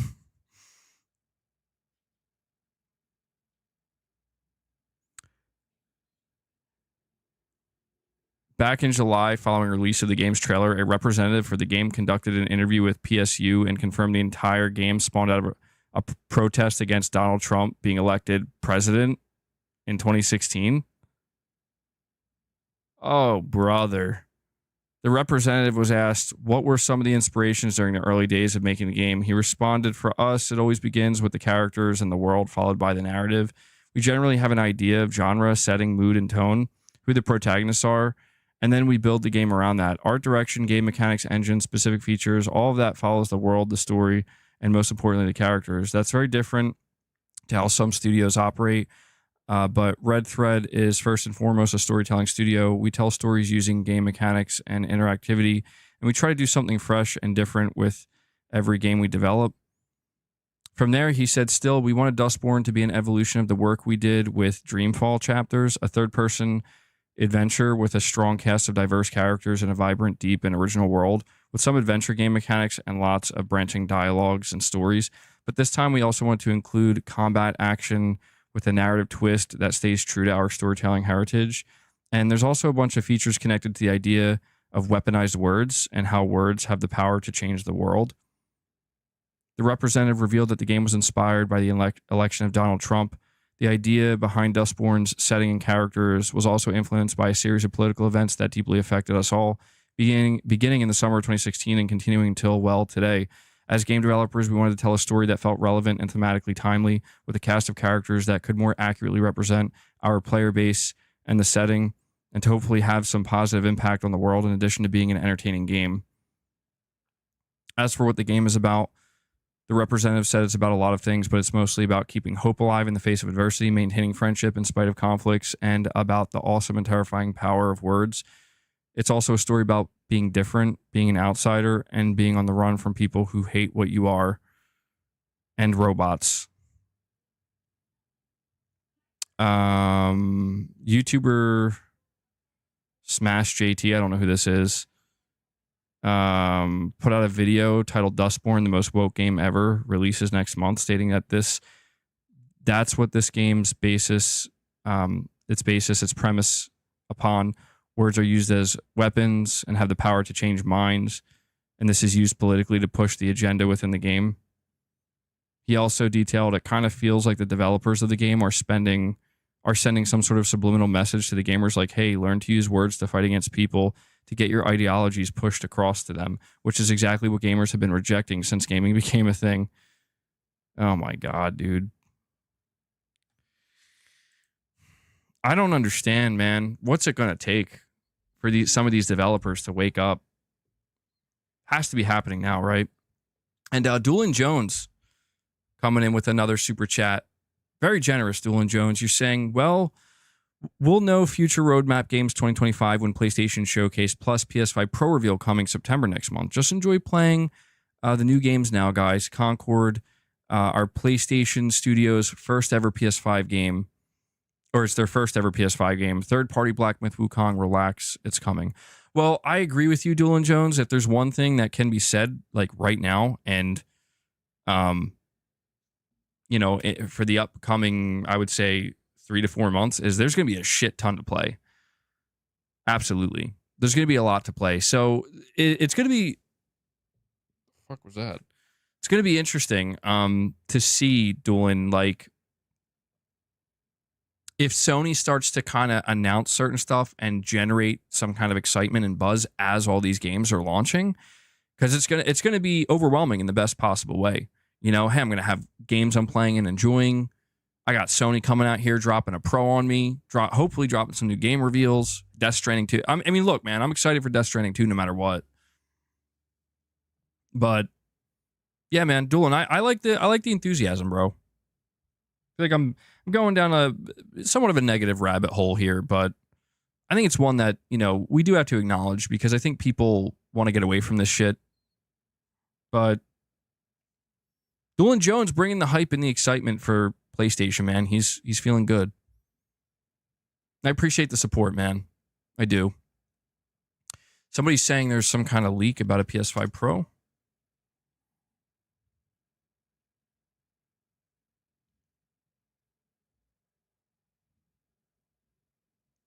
Italian journalist seems to confirm the imminent release of the PS5 Pro.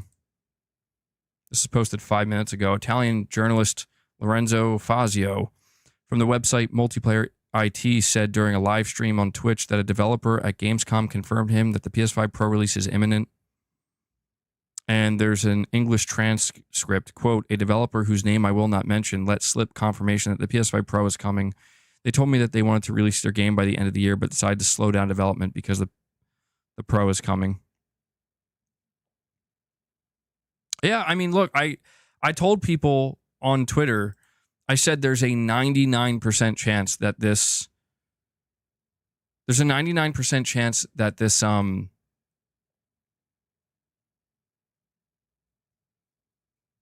this upcoming presentation for Death Stranding 2 is going to be on the PS5 Pro. And somebody responded and they were like, 99% chance, where's that coming from? And I'm like, well, listen, man, Tom Henderson said through the documentation that was leaked to him, he said that the game is expected to be released. Not the game. I'm getting shit. Not Death Stranding 2. The console is expecting to be released November 2024, and the reveal is coming September. And I did tell him, I was like, you know, 99% chance, because if it got internally delayed to like next year, we would have heard about it. We would have absolutely heard about it.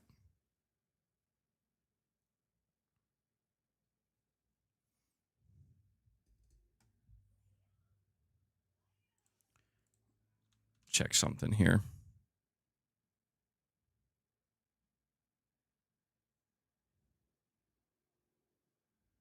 PS5 Pro reportedly selling out in China following Black Myth Wukong launch.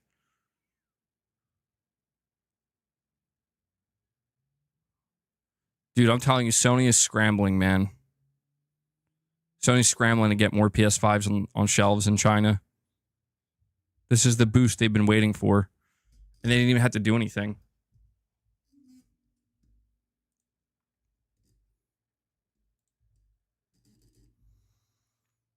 So, guys, we are approaching the 3.5 hour mark for the stream here. Just want to thank you guys for you thinking after TGS? Oh, I don't think so, man. That'd be crazy. Just want to thank everybody for still hanging out with me. Hit that like button if you haven't. Couple things I'm going to say here. We're going to go for a little bit longer. I think I'll keep the stream going a little bit longer. But I do want to encourage you guys, if you're up to it, consider gifting some memberships. We are sitting at 5 today, which is, you know, very much appreciate it. But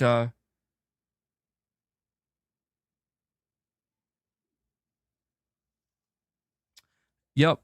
See, I knew it was coming. Guys, boss is awake. The beast has awoken once again. And he wants to know why the beast hasn't been fed yet. So it's up to you guys. If you want to get a little member train going, get us to 25, we can make that happen. If not, it's all good. You guys have been showing incredible support through a ton of super chats. I just want to make it known that I appreciate everything you guys do for the community and the channel. Feed the PS5 Pro. Man, boss was sleeping for a long time, dude. I'm surprised he didn't wake up earlier. You good, bro?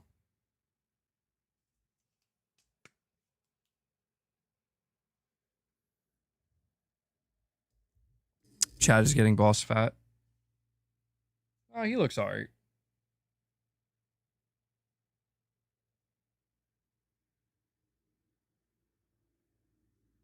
He looks good. I think he looks good.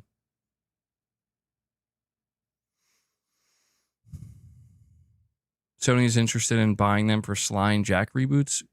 Who? Shane. Who are they interested in buying? I haven't heard anything.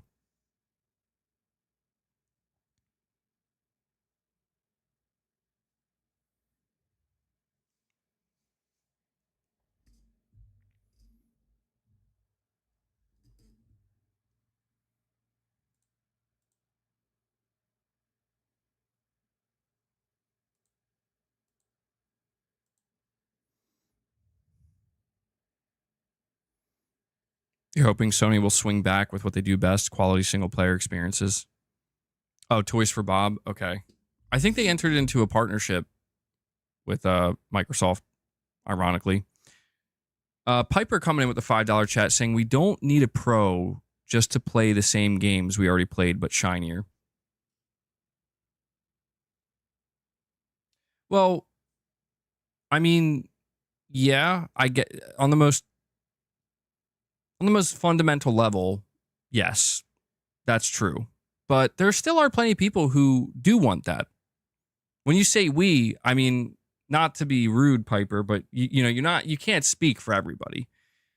There's definitely like millions of people who were like, oh, I'll buy the pro. And Gavin Hillett comes in and drops a membership gift. I see what you guys see what Gavin's doing. We need some W's in the chat. Thank you. Gavin. Appreciate it.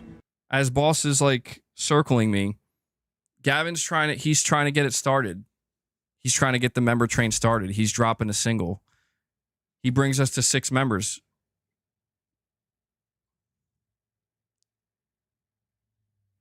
Guys, we need 18 single membership gifts. We need 18 individuals to step up and drop a single gift. 18 individual gifts. Dude, that'd be so funny if we could do that. Gavin House, the Gavins. They're tag teaming it. Gavin drops a single and he says 17 now, baby, let's go. Now we're at 8. We need 17 singles.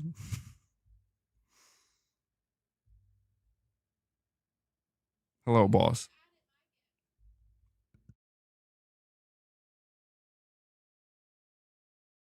Hold on, wait, no, my bad. Mrs. MBG just informed me I forgot to add her gift.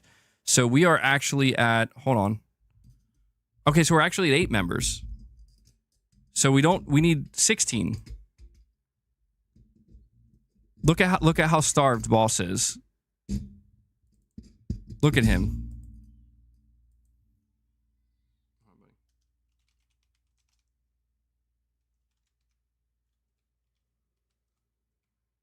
Just want to update this for you guys so you can see where we're at.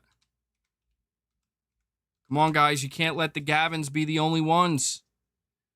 You can't let it be this way. They're trying to get the boss. Boss, chill out, bro. Why are you eat it? Well, he's like actually trying to eat it. Is he teething or is he just bored? He's trying to get my attention. He's trying to tell me he wants treats. That's exactly what he's trying to do. That's exactly what he's trying to do.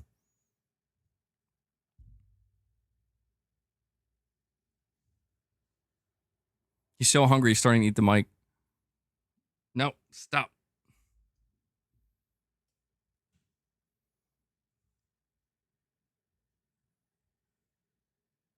If Avowed goes to PlayStation, I bet you don't hear anyone moan it's 30 FPS. True story, more like PlayStation's bestseller. I don't know, man. I think if it did come to PlayStation and it was still 30 FPS, I think some people would still be upset. Yeah. I think you'd still see some PlayStation people complaining. We got Big Nabs coming in. He's doing it. Big Nabs drops another single. That's 3 single gifts, guys, bringing us up to 9 members. We're doing it. We're doing it. We're doing it for Boss. And Lady K drops another single here. The member train is going, guys. The single train. The singles train. Lady K says, give Boss some treats. Well, we're at 10 now. Boss, up here, bro. We're at 10. 15 more. And it's treat time for Boss. 15 more and it's treat time. Oh, Hellbound's getting in on it. Hellbound's dropping a single gift, bringing us up to 11. Hellbound took what I said about the singles seriously. So, guys, let me update this, show you where we're at. I don't know why I would ask you guys to do it through singles, considering I have to manually update it. But you know what? It's all good.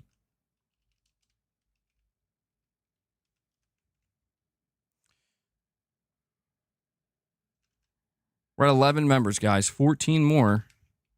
And we're good to go. You're good to go. Yeah, just a reminder. For those who are getting gifted memberships right now, or if you want to become a member, becoming a member counts as well. Counts towards the goal. You are going to gain access to the Dual Sensibility podcast, episode 3, releasing tomorrow, exclusively for members. And Fred Vance comes in dropping the 5 bomb. Fred says, I'm going to do 5 singles for you, bud. Packaged together. Fred's dropping the 5 bomb. He brings us to 16. And just like that, only 9 more to go. Thank you so much, Fred. You guys are keeping this train moving. And Hellbound. Hellbound's like, yo, I gave you a single, but here's another 5 bomb. That's 10 members. Look at that. You guys are actually going to get us to 25, aren't you? Hellbound drops another 5, brings us to 21. So we are just 4 away. 4 away, and we will feed the beast. Boss has been very patient today. Boss has been a good look at him. He's a good boy. Hellbound, Fred, tag teaming it. Appreciate it, guys. Appreciate all the support you show. Saying he's cute. MBG idea. How about you have a label on screen for the topic you're covering so people live can get back to the stream, and also it helps the guy who does the timestamps. I mean, it sounds like a good idea. The real problem with that is the super chats. That's why I don't bother trying to keep something on screen saying this is the topic we're discussing, because the reality is the nature of the super chats, it has us flow in different directions. And I don't want to get in the way of that, because I think that's what makes for some of the most interesting discussion. Angry Whale Watcher coming in. Angry Whale Watcher's getting in on it, dropping a 5. Or sorry, not a 5, dropping a single. I think my eyes are starting to go. Staring at the chat for too long, bro. I'm seeing shit. He's dropping a single, bringing us up to 22. I really wish I could add these manually. 3 more to go. 3 more.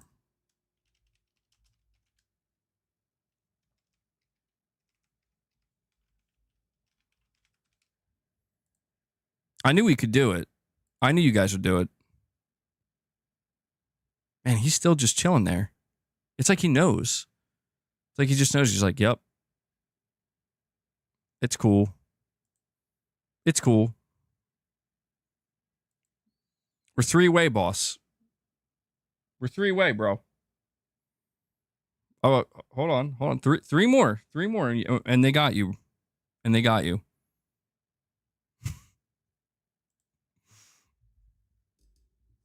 Oh, shit. Oh, man. MBG listening to you while working and heard boss's tummy withering away. He appreciates it, bro. He appreciates it. I appreciate it too, man.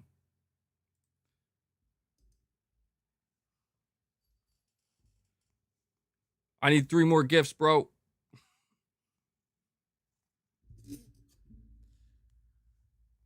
Three more gifts. Boss, please stop biting my mic, man.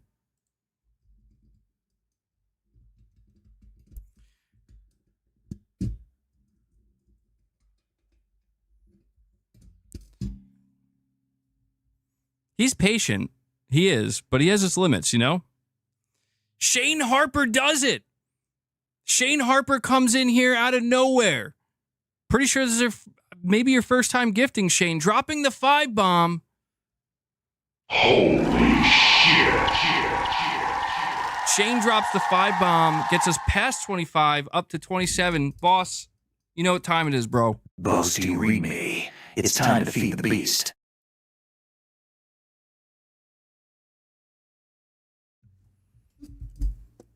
I think Luna's in here, too. Oh, hold on. I keep forgetting that Luna's in here, and the shit might go down. All right, boss. Up here, bro. I poured him here. He's so paranoid. Luna just ran over, and he's so paranoid. He's like, she's going to steal my treats. She's not going to steal them. Come on. Up here, bro. They're right here. I got you. I poured them. They're right here. Look, see? Yeah, come on. Oh my God, he's really paranoid right now. See? I told you. Luna, I got some for you too. I always forget Luna. Dude, she like hides in this room. And she only comes out when the treats come out. Shane Harper says, enjoy, big boss. Well, there you go, man. Shane, thank you so much to everybody else who dropped some membership gifts. Really appreciate that. You guys got us from 5 members. We were sitting at 5 members for basically the whole stream. And then you just got us to 27. Always appreciate that support. So let me show you where we're at.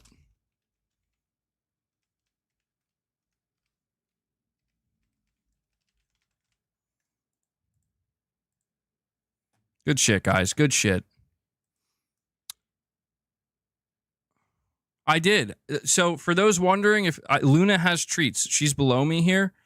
I just put him on the floor. I would put him up here and put her up there, but boss gets extremely territorial. I did that yesterday, and he like ran away.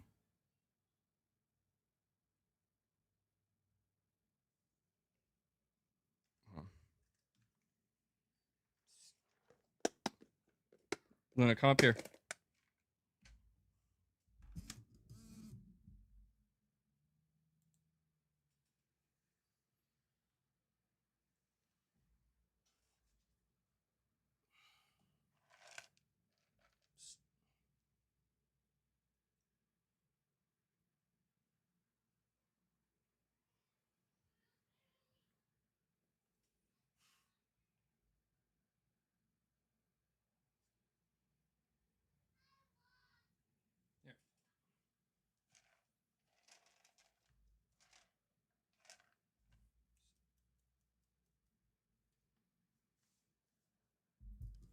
There she goes. Boss finished his. I give her a few more over here.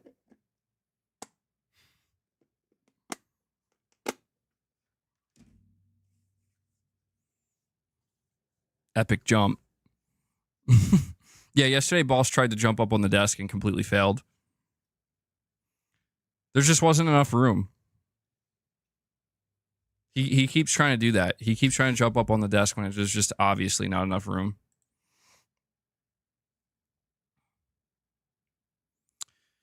All right. Well, guys, I think this completes the stream, man. We did everything. Boss ain't making it to the Cat Olympics. Yeah, definitely not. Definitely not, dude. But I think this completes the stream. We covered a lot today.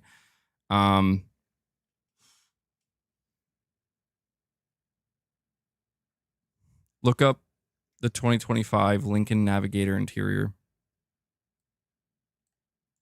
Wait, Fred, why? I'll look it up. I'll check it now.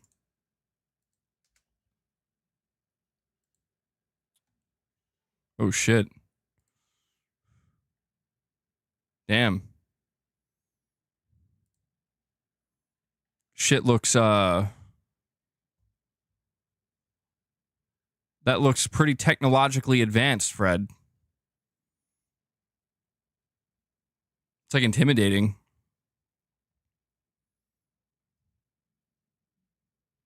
SDO says 2024 is supposed to be the PS5's worst year. Helldivers, Rebirth, Ronin, Stellar Blade, Astrobot, and Silent Hill. Xbox's best year since launch. Hellblade. I mean, it's true, dude. Like, not even trying to shit on Xbox or like, you know, throw shade. It's like you just listed a lot of games. I mean, I guess you could count Pal World as well, right? You make the seats for them? Oh, really? That's crazy. They look comfortable.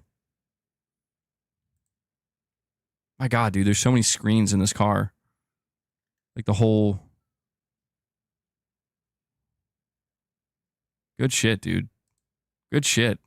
So that's what you were doing when you heard the call. Like, I'm making the seats for the Lincoln Navigator, 2025 Lincoln Navigator. I'm working away on these seats. And you're like, boss needs me. Ever wanted to be driving and get a deep tissue massage? Damn, dude, that sounds too fancy for me. It sounds nice. But it sounds too fancy for me, you know? But yeah, SDO, bro, with your super chat, that's what I don't understand, man. Like, 2024 maybe is a weaker year for PlayStation, but their output has been kind of insane. Just in terms of how much they've gotten out there. First party, second party, third party. All right, Luna's finished up. She finished her treats. She's cleaning up now.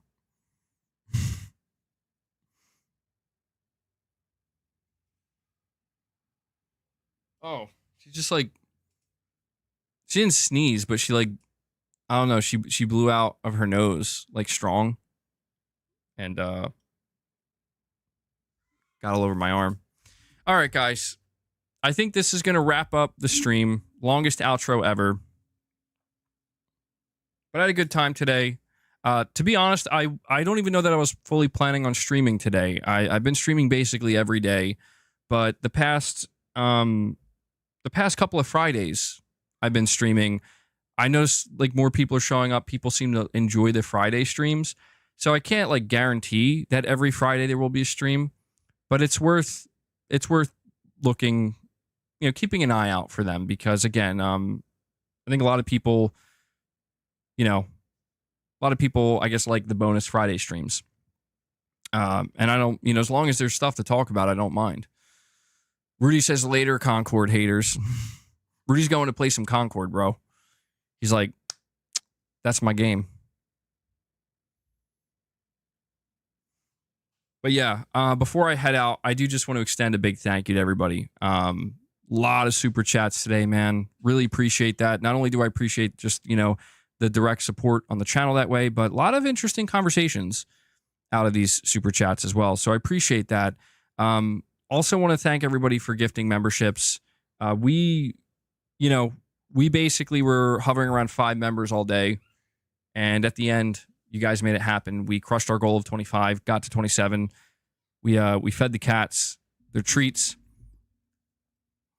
Yeah, Fred, I don't know. I don't think that can happen for me, bro. I don't think I'm going to be able to afford a Lincoln Navigator anytime soon. But I also want to make sure to give a shout out to Devil Shooter. He does the timestamps for the streams. Devil Shooter, thank you so much for what you do, man. I really sincerely appreciate you going above and beyond for this community like that. I do want to address this as well. I swallow cat hair. Oh, God. Oh, okay. I want to address this as well. I did get a comment yesterday. I don't know who it was from, but it was on my stream and they were basically saying like, not many people want to get their news through 4-hour streams. And I totally get that. And yeah, I've been slacking on the videos lately, but I also, this is where I just want to make sure to give a specific shout out to Devil Shooter. He does pretty robust timestamps. Devil Shooter does very detailed timestamps.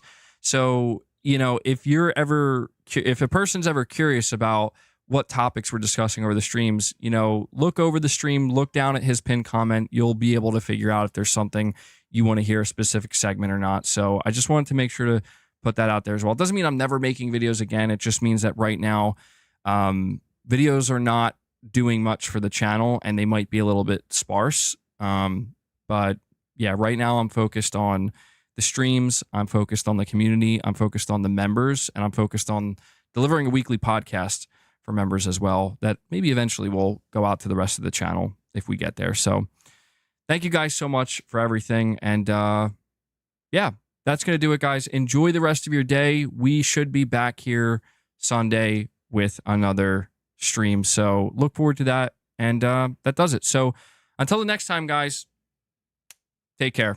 I'll catch you in the next one. Hit that like button on your way out, by the way. Definitely helps.